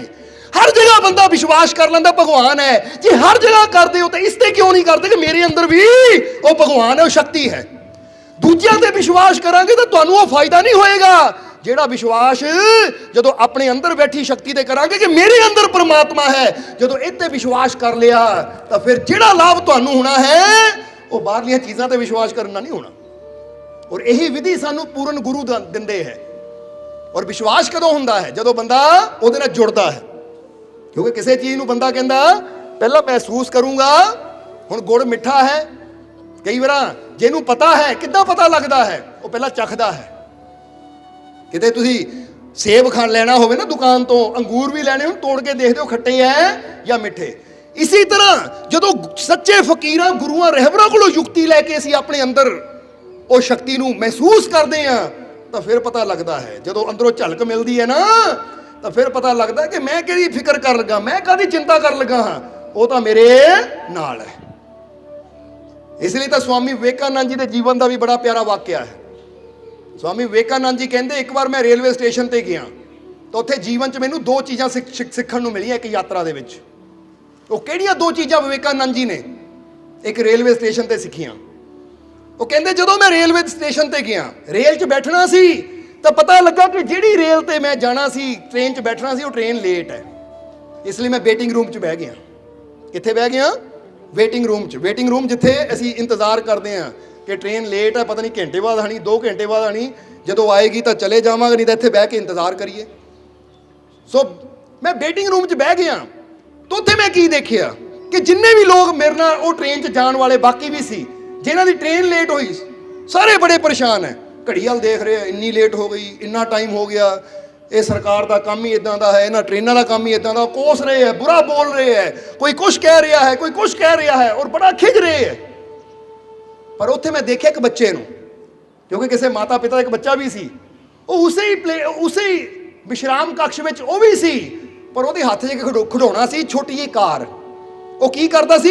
ਕਾਰ ਨੂੰ ਲੈ ਕੇ ਭੀਂ ਕਰਕੇ ਇੱਧਰ ਦੌੜ ਜਾਂਦਾ ਸੀ, ਔਰ ਕਾਰ ਨੂੰ ਲੈ ਕੇ ਭੀਂ ਕਰਦਾ ਇੱਧਰ ਚਲਾ ਜਾਂਦਾ ਸੀ। ਜਿੱਦਾਂ ਬੱਚੇ ਕੇ ਚਲਾਉਂਦੇ ਹੁੰਦੇ ਨਾ, ਗੁਰ ਕਰਦੇ ਇੱਧਰ ਦੌੜ ਜਾਂਦੇ, ਇੱਧਰ ਦੌੜ ਜਾਂਦੇ। ਉਹ ਬੱਚਾ ਇੱਦਾਂ ਹੀ ਅੰਦਰ ਚੱਕਰ ਲਾਈ ਜਾਂਦਾ ਸੀ, ਬੜਾ ਖੁਸ਼ ਹੋ ਰਿਹਾ ਸੀ, ਬੜਾ ਹੱਸ ਰਿਹਾ ਸੀ, ਬੜਾ ਆਨੰਦ ਲੈ ਰਿਹਾ ਸੀ। ਵਿਵੇਕਾਨੰਦ ਕਹਿੰਦੇ, ਪਹਿਲੀ ਸਿੱਖਿਆ ਮੈਨੂੰ ਮਿਲੀ ਕਿ ਦੇਖੋ, ਜਾਣਾ ਇਹਨਾਂ ਨੇ ਵੀ ਉਸੇ ਟ੍ਰੇਨ 'ਚ ਹੈ ਤਾਂ ਜਾਣਾ ਇਸ ਬੱਚੇ ਨੇ ਵੀ ਉਸੇ ਹੀ ਟ੍ਰੇਨ 'ਚ ਹੈ। ਟ੍ਰੇਨ ਤਾਂ ਆਪਣੇ ਟਾਈਮ ਤੇ ਜਦੋਂ ਆਣੀ ਉਦੋਂ ਹੀ ਆਣੀ ਹੈ, ਪਰ ਇੱਕ ਬੱਚਾ ਹੈ ਕਿ ਇਹ ਸਮੇਂ ਦਾ ਪੂਰਾ ਆਨੰਦ ਲੈ ਰਿਹਾ ਹੈ, ਤਾਂ ਦੂਜਾ ਇਨਸਾਨ ਹੈ ਇਸੇ ਸਮੇਂ ਦਾ ਬੁਰਾ ਬੋਲ ਕੇ, ਆਲੋਚਨਾ ਕਰਕੇ, ਨਿੰਦਿਆ ਕਰਕੇ, ਗਾਲਾਂ ਕੱਢ ਕੇ ਉਹ ਆਪਣੇ ਜੀਵਨ ਨੂੰ ਤਕਲੀਫਾਂ, ਦੁੱਖਾਂ, ਪਰੇਸ਼ਾਨੀਆਂ ਨਾਲ ਭਰ ਰਿਹਾ ਹੈ। ਕਹਿੰਦੇ ਜੋ ਚੀਜ਼ ਹੋਣੀ ਹੈ ਉਹ ਤਾਂ ਟਾਈਮ ਤੇ ਹੀ ਹੋਣੀ ਹੈ। ਕੋਈ ਗਾਲਾਂ ਕੱਢਣ ਨਾਲ ਜਾਂ ਸੋਚਣ ਨਾਲ, ਹਾਏ ਟ੍ਰੇਨ ਨਹੀਂ ਆ ਰਹੀ, ਮੇਰਾ ਆਹ ਕੰਮ ਰਹਿ ਗਿਆ, ਮੇਰਾ ਉਹ ਕੰਮ ਰਹਿ ਗਿਆ, ਕਿ ਇਦਾਂ ਚਿੰਤਾ ਕਰਨ ਨਾਲ ਕਿ ਟ੍ਰੇਨ ਜਲਦੀ ਆ ਜਾਣੀ? ਟ੍ਰੇਨ ਨਾਲ ਤਾਂ ਜਦੋਂ ਆਣਾ ਉਦੋਂ ਹੀ ਆਣਾ ਹੈ। ਪਰ ਹੁਣ ਜੇ ਟ੍ਰੇਨ ਲੇਟ ਹੈ, ਠੀਕ ਹੈ, ਟ੍ਰੇਨ ਲੇਟ ਹੈ, ਉਹ ਸਰਕਾਰ ਦੀ ਗਲਤੀ ਹੈ, ਪਰ ਅਸੀਂ ਸੋਚ ਕੇ ਗਾਲਾਂ ਦੇ ਰਹੇ ਹਾਂ, ਖੁਦ ਟੈਨਸ਼ਨ ਲੈ ਰਹੇ ਹਾਂ, ਅਸੀਂ ਆਪਣੇ ਜੀਵਨ ਨੂੰ ਦੁੱਖਾਂ ਨਾਲ ਭਰ ਰਹੇ ਹਾਂ। ਇਹ ਕਿਹਦੀ ਗਲਤੀ ਹੈ? ਇਹ ਤਾਂ ਸਾਡੀ ਆਪਣੀ ਗਲਤੀ ਹੈ ਨਾ। ਇਸ ਲਈ ਇੱਕ ਦੁੱਖ ਹੁੰਦਾ ਸਾਡੀ ਬਾਡੀ ਦਾ ਦੁੱਖ, ਔਰ ਇੱਕ ਦੂਜਾ ਦੁੱਖ ਹੁੰਦਾ ਜਿਹੜਾ ਅਸੀਂ ਆਪ ਪੈਦਾ ਕਰ ਲੈਂਦੇ ਹਾਂ। ਉਹ ਕਿਹੜਾ ਹੁੰਦਾ ਹੈ ਪਤਾ ਕਿਸੇ ਨੂੰ? ਫਰਜ਼ ਕਰੋ ਅਸੀਂ ਕਮਰੇ 'ਚ ਗਏ, ਸਾਹਮਣੇ ਟੇਬਲ ਪਿਆ, ਕੁਰਸੀ ਪਈ, ਸਾਡਾ ਪੈਰ ਜ਼ੋਰ ਨਾਲ ਟੇਬਲ 'ਚ ਟਕਰਾਉਂਦਾ ਹੈ, ਜ਼ੋਰ ਨਾਲ ਟੇਬਲ 'ਚ ਟਕਰਾਉਂਦਾ ਹੈ, ਤਾਂ ਅਸੀਂ ਟੇਬਲ ਨੂੰ ਬੁਰਾ ਭਲਾ ਬੋਲਣਾ ਸ਼ੁਰੂ ਕਰ ਦਿੰਦੇ। ਕਿਹਨੇ ਇੱਥੇ ਰੱਖਿਆ ਹੈ? ਮੇਰੇ ਸੱਟ ਲੱਗ ਗਈ, ਮੇਰੇ ਚੋਟ ਲੱਗ ਗਈ, ਇਦਾਂ ਅਸੀਂ ਕਿਉਂ ਇੱਥੇ ਰੱਖਿਆ ਹੈ, ਇਹਨੂੰ ਇੱਥੇ ਨਹੀਂ ਹੋਣਾ ਚਾਹੀਦਾ, ਇਹ ਉਹ। ਯਾਨੀ ਹੁਣ ਜਦੋਂ ਚੋਟ ਲੱਗੀ ਸਰੀਰ ਨੂੰ ਤਾਂ ਲੱਗ ਹੀ ਗਈ, ਸਮਝਦੇ ਹੋ ਕਿ ਨਹੀਂ? ਗੋਡਾ ਤਾਂ ਭੱਜ ਗਿਆ ਜਾਂ ਲੱਤ ਤਾਂ ਭੱਜ ਹੀ ਗਈ ਹੈ। ਹੁਣ ਲੱਤ ਨੂੰ ਤਾਂ ਤਕਲੀਫ ਹੋਈ, ਪਰ ਅਸੀਂ ਸੋਚ ਕੇ ਆਪਣੇ ਮਨ ਨੂੰ ਜ਼ਿਆਦਾ ਤਕਲੀਫ ਕਦੋਂ ਦਿੰਦੇ ਆ? ਕਿਉਂ ਹੋਇਆ? ਕਾਹਤੇ ਹੋਇਆ? ਕਿਹਨੇ ਇੱਥੇ ਰੱਖਿਆ ਹੈ?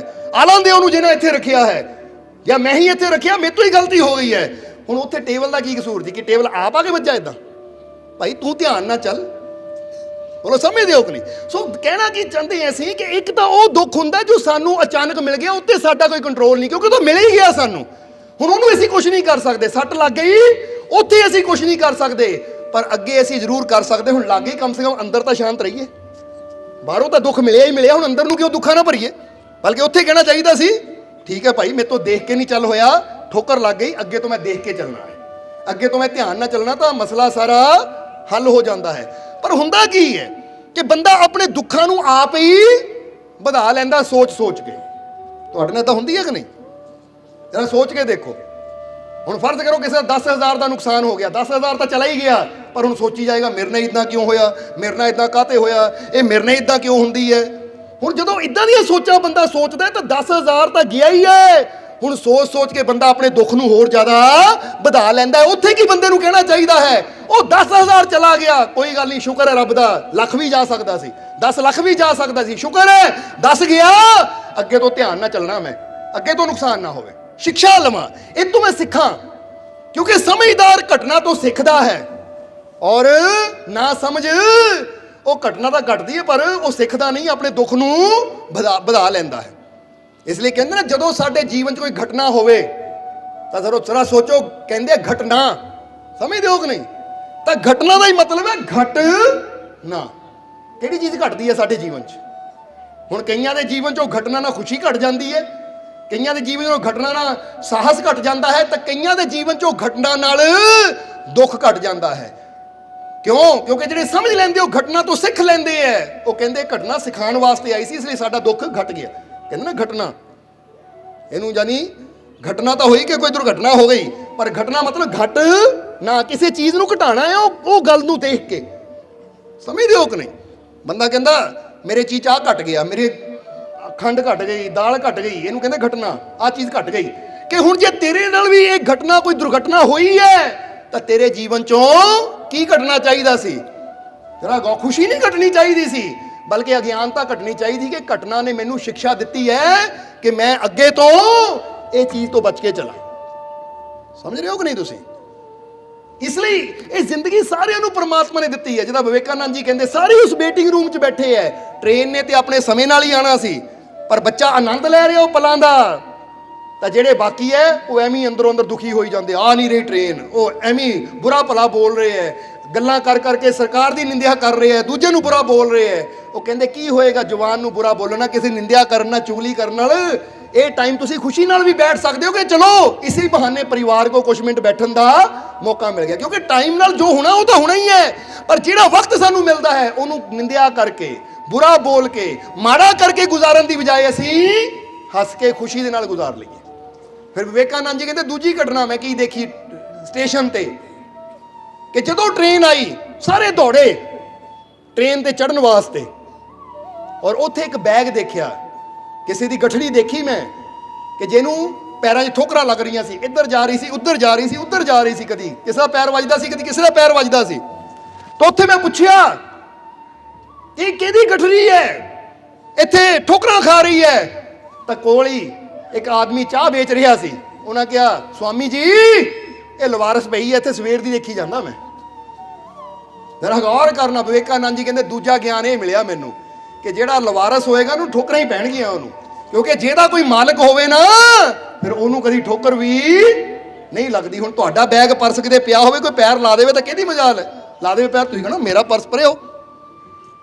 ਤਾਂ ਜਿਹੜਾ ਉੱਦਾਂ ਹੀ ਬੈਗ ਪਿਆ ਹੋਏਗਾ, ਉੱਦਾਂ ਹੀ ਗਠੜੀ ਪਈ ਹੋਏਗੀ, ਉਹ ਕਦੀ ਕੋਈ ਆ ਕੇ ਪੈਰ ਮਾਰ ਕੇ ਚੱਲ ਜਾਏਗਾ, ਕਦੀ ਉਹ ਮਾਰ ਕੇ, ਪਤਾ ਕਿ ਇਹਨੂੰ ਪੁੱਛਣ ਵਾਲਾ ਕੋਈ ਹੈ ਹੀ ਨਹੀਂ। ਸੋ ਸਵਾਮੀ ਵਿਵੇਕਾਨੰਦ ਜੀ ਕਹਿੰਦੇ ਦੂਸਰੀ ਗੱਲ ਮੈਨੂੰ ਇਹ ਸਿੱਖਿਆ ਮਿਲੀ ਕਿ ਜਿਹਦਾ ਕੋਈ ਮਾਲਕ ਹੈ ਨਾ ਉਹ ਠੋਕਰਾਂ ਤੋਂ ਬਚ ਜਾਂਦਾ ਹੈ। ਜਿਹੜਾ ਲਵਾਰਿਸ ਹੈ, ਜਿਹੜਾ ਮੰਨਦਾ ਹੀ ਨਹੀਂ ਮੇਰਾ ਕੋਈ ਮਾਲਕ ਹੈ, ਉਹ ਸਦਾ ਠੋਕਰਾਂ ਹੀ ਖਾਂਦਾ ਹੈ। ਉਹਨਾਂ ਘਰ ਕਾ ਨਾ ਘਾਟ ਕਾ, ਜਿਹਦਾ ਕਹਿੰਦੇ ਨਾ ਧੋਬੀ ਦਾ ਕੁੱਤਾ ਨਾ ਘਰ ਕਾ ਨਾ ਘਾਟ ਕਾ। ਇਨਸਾਨ ਦੀ ਹਾਲਤ ਵੀ ਐਸੀ ਹੋ ਜਾਂਦੀ ਹੈ। ਇਸ ਲਈ ਇੱਥੇ ਤੁਸੀਂ ਵੀ ਇਹ ਯਕੀਨ ਰੱਖਣਾ ਹੈ ਕਿ ਮੈਂ ਲਵਾਰਸ ਨਹੀਂ ਹਾਂ, ਮੈਂ ਅਨਾਥ ਨਹੀਂ ਹਾਂ, ਮੇਰਾ ਵੀ ਕੋਈ ਨਾਥ ਹੈ, ਉਹ ਮੇਰਾ ਮਾਲਿਕ ਹੈ, ਉਹ ਮੇਰਾ ਪ੍ਰਮਾਤਮਾ ਹੈ, ਮੇਰਾ ਪ੍ਰਭੂ ਹੈ, ਮੇਰੀ ਰੱਖਿਆ ਕਰਨ ਵਾਲਾ। ਤਾਂ ਜਦੋਂ ਅਸੀਂ ਆਪਣੇ ਪ੍ਰਭੂ ਤੇ ਯਕੀਨ ਕਰਦੇ ਹਾਂ, ਫਿਰ ਪ੍ਰਮਾਤਮਾ ਵੀ ਕਹਿੰਦਾ ਜੇ ਤੂੰ ਯਕੀਨ ਕਰਦਾ ਕਿ ਮੈਂ ਤੇਰਾ, ਤਾਂ ਜਾ ਤੈਨੂੰ ਠੋਕਰ ਨਹੀਂ ਲੱਗਣ ਦਿੰਦਾ, ਤੈਨੂੰ ਕਦੀ ਠੋਕਰ ਨਹੀਂ ਲੱਗਣ ਦਿੰਦਾ। ਕਿਉਂਕਿ ਕਿਹਾ ਜਾਂਦਾ ਨਾ ਸੰਤ ਸੂਰਦਾਸ ਹੋਏ ਹੈ ਜਿਹੜੇ ਅੱਖਾਂ ਤੋਂ ਦੇਖ ਨਹੀਂ ਸਕਦੇ ਸੀ। ਉਹਨਾਂ ਦੇ ਜੀਵਨ ਦਾ ਬੜਾ ਪਿਆਰਾ ਵਾਕਿਆ ਹੈ ਕਿ ਸੰਤ ਸੂਰਦਾਸ ਜੀ ਅੱਖਾਂ ਤੋਂ ਅੰਨੇ ਸੀ। ਇੱਕ ਦਿਨ ਉਹਨਾਂ ਦੇ ਗੁਆਂਢੀ ਨੇ ਸਵਾਲ ਕੀਤਾ ਕਿ ਸੂਰਦਾਸ ਜੀ ਮੈਂ ਕਈਆਂ ਸਾਲਾਂ ਤੋਂ ਤੁਹਾਨੂੰ ਦੇਖ ਰਿਹਾ ਹਾਂ ਕਿ ਤੁਸੀਂ ਆਉਂਦੇ ਹੋ ਜਾਂਦੇ ਹੋ, ਸਹੀ ਸਲਾਮਤ ਜਾਂਦੇ ਹੋ, ਸਹੀ ਸਲਾਮਤ ਆਉਂਦੇ ਹੋ, ਕਦੀ ਤੁਹਾਨੂੰ ਠੋਕਰ ਲਾ ਕੇ ਗਿਰਦੇ ਨਹੀਂ ਦੇਖਿਆ ਮੈਂ। ਨਹੀਂ ਤਾਂ ਅੰਨਾ ਬੰਦਾ ਤਾਂ ਕਈ ਜਗ੍ਹਾ ਠੋਕਰ ਖਾ ਕੇ ਗਿਰਦਾ ਹੈ, ਤੁਸੀਂ ਕਦੀ ਠੋਕਰ ਖਾ ਕੇ ਗਿਰੇ ਨਹੀਂ ਹੋ। ਇਹਦੇ ਵਿੱਚ ਰਾਜ ਕੀ ਹੈ? ਜਦੋਂ ਗੁਆਂਢੀ ਨੇ ਪੁੱਛਿਆ ਇਹਦੇ ਪਿੱਛੇ ਰਾਜ ਕੀ ਹੈ ਕਿ ਤੁਹਾਨੂੰ ਕਦੀ ਠੋਕਰ ਖਾ ਕੇ ਡਿੱਗਦਿਆਂ ਨਹੀਂ ਦੇਖਿਆ, ਗਿਰਦਿਆਂ ਨਹੀਂ ਦੇਖਿਆ, ਰਾਜ ਕੀ ਹੈ ਇਹਦੇ ਪਿੱਛੇ? ਹਾਲਾਂਕਿ ਉਹਨੇ ਕਿਹਾ ਕਿ ਮੈਂ ਕਈ ਸੁਜਾਖਿਆਂ ਨੂੰ ਵੀ ਠੋਕਰ ਖਾ ਕੇ ਗਿਰਦਿਆਂ ਦੇਖਿਆ ਹੈ। ਅੱਖਾਂ ਵਾਲੇ ਵੀ ਕਈ ਤੁਰੇ ਤੁਰੇ ਜਾਂਦੇ ਠੋਕਰ ਖਾ ਕੇ ਗਿਰ ਜਾਂਦੇ ਆ। ਤੁਹਾਨੂੰ ਵੀ ਕਦੀ ਨਾ ਕਦੀ ਚੱਲਦੇ ਨੂੰ ਠੋਕਰ ਲੱਗੀ ਹੋਏਗੀ, ਸਮਝਦੇ ਹੋ ਕਿ ਨਹੀਂ? ਉਹ ਗੁਆਂਢੀ ਨੇ ਪੁੱਛਿਆ ਕਿ ਮੈਂ ਅੱਖਾਂ ਵਾਲਿਆਂ ਨੂੰ ਵੀ ਠੋਕਰ ਖਾ ਕੇ ਗਿਰਦਿਆਂ ਦੇਖਿਆ, ਪਰ ਤੁਹਾਨੂੰ ਕਦੀ ਗਿਰਦਿਆਂ ਨਹੀਂ ਦੇਖਿਆ। ਸੂਰਦਾਸ ਜੀ ਇਹਦੇ ਪਿੱਛੇ ਰਾਜ ਕੀ ਹੈ ਜਰਾ ਦੱਸੋ। ਤਾਂ ਸੂਰਦਾਸ ਜੀ ਨੇ ਹੱਸ ਕੇ ਕਿਹਾ ਕਿ ਭਾਈ ਤੂੰ ਕਹਿੰਦਾ ਅੱਖਾਂ ਵਾਲੇ ਵੀ ਠੋਕਰ ਖਾ ਕੇ ਗਿਰਦੇ ਦੇਖੇ, ਤੁਸੀਂ ਕਦੀ ਕਿਉਂ ਨਹੀਂ ਗਿਰੇ? ਉਹ ਕਹਿੰਦੇ ਇਹਦੇ ਪਿੱਛੇ ਰਾਜ ਇਹੀ ਹੈ ਕਿ ਅੱਖਾਂ ਵਾਲੇ ਚੱਲਦੇ ਐ ਆਪਣੀਆਂ ਅੱਖਾਂ ਦੇ ਭਰੋਸੇ, ਇਸ ਲਈ ਉਹ ਗਿਰ ਜਾਂਦੇ ਐ, ਤਾਂ ਮੈਂ ਚੱਲਦਾ ਆਪਣੇ ਸ਼ਾਮ ਦੇ ਭਰੋਸੇ, ਇਸ ਲਈ ਉਹ ਮੈਨੂੰ ਕਦੀ ਗਿਰਨ ਨਹੀਂ ਦਿੰਦਾ, ਕਿਉਂਕਿ ਮੈਂ ਉਹਦੇ ਭਰੋਸੇ ਚੱਲਦਾ ਹਾਂ ਕਿ ਐ ਪ੍ਰਭੂ ਮੇਰੀਆਂ ਅੱਖਾਂ ਨਹੀਂ ਐ, ਪਰ ਮੈਂ ਤੇਰੇ ਭਰੋਸੇ ਚੱਲ ਰਿਹਾ, ਮੈਨੂੰ ਲਿਜਾਣਾ ਵੀ ਤੂੰ ਐ, ਜਾਣਾ ਵੀ ਤੂੰ ਐ। ਕਿਉਂਕਿ ਜਿਹਦਾ ਕੋਈ ਨਹੀਂ ਉਹਦਾ ਤੂੰ ਹੈ। ਫਿਰ ਸੂਰਦਾਸ ਜੀ ਕਹਿੰਦੇ ਜਿਹੜਾ ਉਹਦੇ ਭਰੋਸੇ ਚਲੇ ਫਿਰ ਉਹਨੂੰ ਕਦੀ ਉਹ ਠੋਕਰ ਲੱਗਣੇ ਨਹੀਂ ਦਿੰਦਾ। ਅੱਜ ਬੰਦਾ ਤੁਰਦਾ, ਲੈ ਮੈਂ ਬੜਾ ਬੁੱਧੀਮਾਨ ਹਾਂ, ਬੜਾ ਅਕਲਮੰਦ ਹਾਂ, ਲੈ ਤੈਨੂੰ ਕੀ ਪਤਾ ਮੇਰਾ। ਪਰ ਪਤਾ ਹੀ ਉਦੋਂ ਲੱਗਦਾ ਜਦੋਂ ਬਾਅਦ ਚੋਂ ਬੰਦਾ ਕਹਿੰਦਾ ਲੈ ਮੇਰੀ ਅਕਲ ਕੰਮ ਨਹੀਂ ਆਈ ਭਾਈ। ਬੋਲੋ ਸਮਝਦੇ ਹੋ ਕਿ ਨਹੀਂ?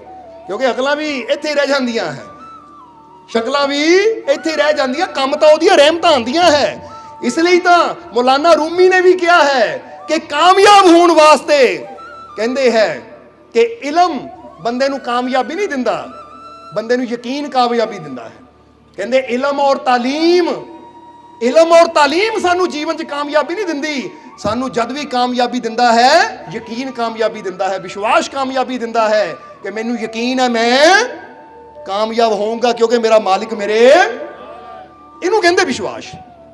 ਸਮਝਦੇ ਹੋ ਕਿ ਨਹੀਂ? ਇਸ ਲਈ ਬੰਦੇ ਦੀ ਅਕਲ ਕੀ ਕਹੇਗੀ? ਇਹ ਤੇਤੋਂ ਨਹੀਂ ਹੋਣਾ, ਯੂ ਕਾਂਟ। ਬੋਲੋ ਸਮਝਦੇ ਹੋ ਕਿ ਨਹੀਂ? ਉਹ ਕਹਿੰਦੇ ਤੇਤੋਂ ਨਹੀਂ ਹੋਣਾ। ਪਰ ਜਿਹੜਾ ਵਿਸ਼ਵਾਸ ਵਾਲਾ ਨਾ, ਫਿਰ ਉਹਦੇ ਅੰਦਰੋਂ ਆਵਾਜ਼ ਆਉਂਦੀ ਹੈ ਕਿ ਪਰਮਾਤਮਾ ਦੀ। ਅਕਲ ਕਹਿੰਦੀ ਉਹ ਬੜਾ ਕੰਮ ਔਖਾ ਹੈ, ਤੇਤੋਂ ਨਹੀਂ ਹੋਣਾ। ਪਰ ਪਰਮਾਤਮਾ ਦਾ ਵਿਸ਼ਵਾਸ ਕਹਿੰਦਾ ਮੈਂ ਤੇਰੇ ਨਾਲ ਹੈ, ਯੂ ਕੈਨ, ਤੂੰ ਕਰ ਸਕਦਾ ਹੈ, ਕੋਸ਼ਿਸ਼ ਕਰ, ਤੈਨੂੰ ਕਾਮਯਾਬੀ ਜ਼ਰੂਰ ਮਿਲੇਗੀ। ਆਹੀਂ ਤਾਂ ਤੁਸੀਂ ਦੇਖੋ ਜਦੋਂ ਰਾਈਟ ਬ੍ਰਦਰ ਨੇ ਐਲਾਨ ਕੀਤਾ ਸੀ ਪਲੇਨ ਬਣਾਉਣਾ ਹੈ ਤਾਂ ਦੁਨੀਆ ਨੇ ਕਿਹਾ ਕਦੀ ਹੋ ਹੀ ਨਹੀਂ ਸਕਦਾ, ਲੋਹਾ ਹਵਾ ਚੂੜੇ। ਬੋਲੋ ਸਮਝਦੇ ਹੋ ਕਿ ਨਹੀਂ? ਜਦੋਂ ਕੈਨੇਡੀ ਨੇ, ਅਮਰੀਕਾ ਦੇ ਰਾਸ਼ਟਰਪਤੀ ਨੇ ਅਖਬਾਰਾਂ 'ਚ ਇੰਟਰਵਿਊ ਦਿੱਤੀ, ਐਲਾਨ ਕੀਤਾ ਕਿ ਚੰਦਰਮੇ ਤੇ ਇਨਸਾਨ ਜਾਏਗਾ, ਤਾਂ ਦੁਨੀਆ ਨੇ ਕਿਹਾ ਕਦੀ ਹੋ ਹੀ ਨਹੀਂ ਸਕਦਾ ਕਿ ਚੰਦਰਮੇ ਤੇ ਚਲਾ ਜਾਵੇ। ਕਿਉਂਕਿ ਅਕਲ ਕੀ ਕਹਿੰਦੀ ਸੀ? ਹੋ ਹੀ ਨਹੀਂ ਸਕਦਾ ਇਹ ਕੰਮ। ਬੋਲੋ ਸਮਝਦੇ ਹੋ ਕਿ ਨਹੀਂ? ਕਿਉਂਕਿ ਬੰਦੇ ਦੀ ਅਕਲ ਕਹਿੰਦੀ ਕੰਮ ਹੋ ਹੀ ਨਹੀਂ ਸਕਦਾ, ਪਰ ਬੰਦੇ ਦਾ ਵਿਸ਼ਵਾਸ ਕਹਿੰਦਾ, ਅੰਦਰ ਬੈਠਾ ਪਰਮਾਤਮਾ ਕਹਿੰਦਾ ਹੈ ਤੂੰ ਸੋਚ ਲਵੇਂ, ਔਰ ਜੇ ਮੈਂ ਤੇਰੇ ਨਾਲ ਆ ਤਾਂ ਫਿਰ ਜਿਹੜਾ ਕੰਮ ਨਹੀਂ ਕਦੀ ਹੋਇਆ ਉਹ ਵੀ ਕੰਮ ਹੋ ਜਾਏਗਾ। ਸਭ ਕੁਝ ਹੋਇਆ ਜਿਹਨੂੰ ਦੁਨੀਆ ਕਹਿੰਦੀ ਸੀ ਨਹੀਂ ਹੋ ਸਕਦਾ, ਪਰ ਜਿਹੜੇ ਬਲੀਵਰ ਸੀ, ਯਕੀਨ ਕਰਨ ਵਾਲੇ ਸੀ, ਤਾਂ ਹੀ ਤਾਂ ਅਸੀਂ ਕਹੀਦਾ ਬਲੀਵਰ ਆਰ ਅਚੀਵਰ।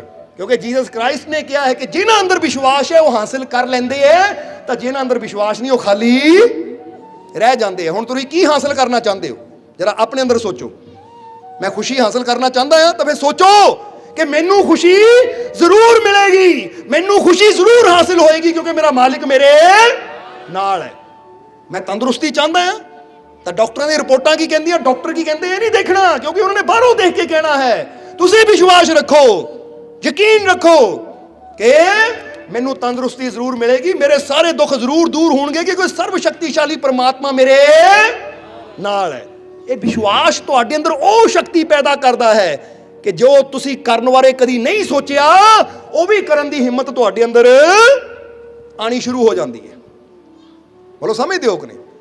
ਨਹੀਂ ਤਾਂ ਕਦੀ ਕਿਸੇ ਬੱਚੇ ਤੇ ਅਜਮਾ ਕੇ ਦੇਖਿਓ ਕਿ ਇੱਕ ਬੱਚਾ ਕਹੇਗਾ ਪਾਪਾ ਮੈਂ ਆਹ ਕੰਮ ਨਹੀਂ ਕਰ ਸਕਦਾ, ਮੰਮੀ ਮੈਂ ਆਹ ਕੰਮ ਨਹੀਂ ਕਰ ਸਕਦਾ, ਤੁਸੀਂ ਹਿੰਮਤ ਦਿਓ ਬੇਟਾ, ਕਰ ਕਰ, ਅਸੀਂ ਤੇਰੇ ਨਾਲ ਆ, ਕੋਸ਼ਿਸ਼ ਕਰ, ਕਰਕੇ ਦੇਖ ਤੂੰ ਇੱਕ ਵਾਰੀ। ਪਹਿਲਾ ਬੱਚਾ ਡਰੇਗਾ ਪਰ ਤੁਹਾਡੀ ਹਿੰਮਤ ਦੇਣ ਨਾਲ ਉਹ ਕੋਸ਼ਿਸ਼ ਕਰੇਗਾ ਤਾਂ ਉਹ 'ਚ ਕਾਮਯਾਬੀ ਵੀ ਮਿਲ ਜਾਏਗੀ ਉਹਨੂੰ। ਜੇ ਕਿਸੇ ਬੱਚੇ ਨੂੰ ਤੈਰਨਾ ਨਹੀਂ ਆਉਂਦਾ, ਜਰਾ ਹੁਣ ਗੌਰ ਕਰਨਾ, ਜਿਹਨੂੰ ਤੈਰਨਾ ਨਹੀਂ ਆਉਂਦਾ, ਜੇ ਉਹ ਬੱਚਾ ਬਾਪ ਦੇ ਜਾਂ ਮਾਂ ਦੇ ਕਹਿਣ ਤੇ ਬੇਟਾ ਤੈਰ, ਕੋਸ਼ਿਸ਼ ਕਰ, ਤਾਂ ਹੌਲੀ ਹੌਲੀ ਕੋਸ਼ਿਸ਼ ਕਰਦਿਆਂ ਕਰਦਿਆਂ ਤੈਰਨਾ ਆ ਜਾਂਦਾ, ਫਿਰ ਪਾਣੀ 'ਚ ਖੇਡਦਾ ਆਨੰਦ ਲੈਂਦਾ। ਬੋਲੋ ਸਮਝਦੇ ਹੋ ਕਿ ਨਹੀਂ? ਕਿਉਂਕਿ ਸਾਡੀ ਬੇਟੀ ਰੋਹਾਨੀ 8 ਸਾਲ ਦੀ ਹੈ, 5 ਸਾਲ ਦੀ ਸੀ ਤਾਂ ਪਾਣੀ ਤੋਂ ਬੜਾ ਡਰਦੀ ਸੀ। ਫਿਰ ਅਸੀਂ ਉਹਨੂੰ ਕਿਹਾ ਚੱਲ ਤੂੰ ਤੈਰਨਾ ਹੈ। ਉਹਨੂੰ ਬਸ 5-7 ਵਾਰ ਸਾਨੂੰ ਕਹਿਣ ਦੀ ਲੋੜ ਪਈ ਤਾਂ ਫਿਰ ਇਦਾਂ ਤੈਰਦੀ ਕਿ ਹੁਣ ਉਹ ਹਰ ਵੇਲੇ ਰਹਿੰਦੀ, ਕਹਿੰਦੀ ਮੈਨੂੰ ਪਾਣੀ 'ਚ ਰੱਖੋ ਹਰ ਵੇਲੇ। ਯਾਨੀ ਕਹਿਣ ਦਾ ਮਤਲਬ ਕੀ ਹੈ ਕਿ ਗੱਲ ਉਮਰ ਦੀ ਨਹੀਂ ਹੈ ਕਿ ਬੱਚਾ 5 ਸਾਲ ਦਾ, 10 ਸਾਲ ਦਾ, 20 ਸਾਲ ਦਾ, ਗੱਲ ਹੈ ਅੰਦਰਲੀ ਹਿੰਮਤ ਦੀ। ਇਹ ਤੁਸੀਂ ਦੇਖਣਾ ਹੈ ਕਿ ਤੁਹਾਡੇ ਲਾਗੇ ਇਦਾਂ ਦੇ ਲੋਕ ਹੈ ਜਿਹੜੇ ਤੁਹਾਡੀ ਹਿੰਮਤ ਨੂੰ ਵਧਾਉਣ ਵਾਲੇ ਹੈ ਜਾਂ ਇਦਾਂ ਦੇ ਲੋਕ ਹੈ ਜਿਹੜੇ ਤੁਹਾਡੀ ਹਿੰਮਤ ਨੂੰ ਘਟਾਉਣ ਵਾਲੇ ਹੈ। ਕਿਉਂਕਿ ਜਦੋਂ ਹਿੰਮਤ ਹੌਸਲਾ ਦੇਣ ਵਾਲਾ ਕੋਈ ਹੋਵੇ ਨਾ ਤਾਂ ਫਿਰ ਬੰਦਾ ਹਰ ਮੁਸ਼ਕਿਲ ਨੂੰ ਪਾਰ ਕਰਦਾ ਚਲਾ ਜਾਂਦਾ ਹੈ। ਇਸ ਲਈ ਅਸੀਂ ਤੁਹਾਨੂੰ ਇੱਕ ਸਲਾਹ ਦੇਵਾਂਗੇ, ਅੱਜ ਤੋਂ ਮੰਨ ਲਿਓ ਇਹ, ਕਿ ਆਪਣੇ ਆਲੇ ਦੁਆਲੇ ਇੱਕ ਅਦ੍ਰਿਸ਼ ਦੀਵਾਰ ਬਣਾ ਲਓ। ਕਿਹੜੀ ਦੀਵਾਰ? ਅਦ੍ਰਿਸ਼ ਦਾ ਮਤਲਬ ਜਿਹੜੀ ਦਿਸਦੀ ਨਹੀਂ ਹੁੰਦੀ। ਇਦਾਂ ਦੀ ਦੀਵਾਰ ਬਣਾ ਲਓ ਆਪਣੇ ਚਾਰੋਂ ਤਰਫ ਕਿ ਇਹ ਦੀਵਾਰ ਦੇ ਅੰਦਰ ਮੈਂ ਕਿਸੇ ਐਸੇ ਇਨਸਾਨ ਨੂੰ, ਕਿਸੇ ਐਸੀ ਗੱਲ ਨੂੰ, ਕਿਸੇ ਐਸੀ ਸੋਚ ਨੂੰ ਆਣ ਹੀ ਨਹੀਂ ਦੇਣਾ ਜੋ ਮੇਰੀ ਹਿੰਮਤ ਨੂੰ, ਮੇਰੇ ਵਿਸ਼ਵਾਸ ਨੂੰ ਤੋੜਨ ਵਾਲੀ ਹੋਵੇ, ਜੋ ਮੇਰੀ ਹਿੰਮਤ ਨੂੰ ਘਟਾਉਣ ਵਾਲੀ ਗੱਲ ਹੋਵੇ। ਜਿੱਦਾਂ ਕੋਈ ਕਵੇ ਨਾ ਓਏ ਤੂੰ ਕਾਮਯਾਬ ਨਹੀਂ ਹੋਣਾ, ਇਹ ਸਮਝ ਲਓ ਦੀਵਾਰ ਨਾਲ ਟਕਰਾਇਆ ਵਾਪਸ ਚਲਾ ਗਿਆ, ਤੈਨੂੰ ਨਹੀਂ ਅੰਦਰ ਆਉਣ ਦੇਣਾ, ਕਿਉਂਕਿ ਤੇਰੀਆਂ ਗੱਲਾਂ ਮੇਰੇ ਜੀਵਨ ਨੂੰ, ਮੇਰੀ ਹਿੰਮਤ ਨੂੰ ਗਿਰਾਉਣ ਵਾਲੀਆਂ। ਇਸ ਲਈ ਭਾਈ ਉਹ ਚੀਜ਼ ਮੈਂ ਅੰਦਰ ਨਹੀਂ ਆਉਣ ਦੇਣੀ ਜੋ ਮੈਨੂੰ ਗਿਰਾਉਣ ਵਾਲੀ ਹੋਵੇ। ਹੁਣ ਜਰਾ ਗੌਰ ਕਰੋ, ਤੁਸੀਂ ਘਰ ਦੇ ਬਾਹਰ ਗ੍ਰਿਲਾਂ ਲਾ ਲੈਂਦੇ ਹੋ, ਉੱਪਰ ਕੱਚ ਵੀ ਲਾ ਲੈਂਦੇ ਹੋ, ਕੈਮਰੇ ਲਾ ਲੈਂਦੇ ਹੋ, ਕਿਉਂ? ਕਿਉਂਕਿ ਕੋਈ ਚੋਰ ਅੰਦਰ ਨਾ ਆਵੇ, ਜਿਹੜੀਆਂ ਘਰ ਦੀਆਂ ਕੀਮਤੀ ਚੀਜ਼ਾਂ ਆ ਉਹ ਸੁਰੱਖਿਅਤ ਰਹਿਣ। ਇਸ ਲਈ ਤੁਸੀਂ ਘਰ ਦੀ ਪੂਰੀ ਸੇਫਟੀ ਕਰਦੇ ਹੋ ਕਿ ਨਹੀਂ? ਤੇ ਅਸੀਂ ਕਹਾਂਗੇ ਜਿੱਦਾਂ ਘਰ ਦੀ ਸੇਫਟੀ ਕਰਦੇ ਹੋ ਨਾ, ਤਾਂ ਯਾਦ ਰੱਖੋ ਘਰ 'ਚ ਕੋਈ ਆ ਵੀ ਗਿਆ, ਪੈਸਾ ਲੈ ਗਿਆ, ਸੋਨਾ ਲੈ ਗਿਆ, ਤਾਂ ਉਹ ਇੰਨਾ ਕੀਮਤੀ ਨਹੀਂ ਹੈ, ਉਹ ਦੁਬਾਰਾ ਕਮਾਇਆ ਜਾ ਸਕਦਾ ਹੈ। ਅਗਰ ਸੇਫਟੀ ਕਰਨੀ ਹੈ ਤਾਂ ਆਪਣੇ ਦਿਲੋਂ ਦਿਮਾਗ ਦੀ ਕਰੋ ਕਿ ਇਹਦੇ ਅੰਦਰ ਕੋਈ ਐਸਾ ਇਨਸਾਨ ਨਾ ਆਵੇ ਜੋ ਤੁਹਾਡੀ ਹਿੰਮਤ ਨੂੰ, ਤੁਹਾਡੇ ਹੌਸਲੇ ਨੂੰ, ਤੁਹਾਡੇ ਵਿਸ਼ਵਾਸ ਨੂੰ ਚੁਰਾ ਕੇ ਲੈ ਜਾਵੇ। ਕਿਉਂਕਿ ਇਹ ਚੁਰਾਉਣ ਵਾਲੇ ਵੀ ਹੁੰਦੇ ਆ। ਪਤਾ ਕੀ ਕਹਿੰਦੇ ਉਹ ਕੀ ਕਰਦਾ ਮੈਂ ਜੀ ਆਪਣੇ ਰੱਬ ਦਾ ਨਾਂ ਲੈ, ਹੈ ਨਹੀਂ ਕੋਈ ਰੱਬ ਰੂਪ ਹੁੰਦਾ ਹੈ, ਕੋਈ ਪਰਮਾਤਮਾ ਹੈ ਨਹੀਂ, ਕੋਈ ਭਗਵਾਨ ਹੈ ਨਹੀਂ। ਉਹ ਇਦਾਂ ਦੀਆਂ ਗੱਲਾਂ ਕਰਨਗੇ ਕਿ ਜਿਹੜਾ ਸਾਡੇ ਅੰਦਰ ਮਾੜਾ ਮੋਟਾ ਵਿਸ਼ਵਾਸ ਹੈ ਉਹਨੂੰ ਵੀ ਤੋੜਨ ਦੀ ਕੋਸ਼ਿਸ਼ ਕਰਨਗੇ।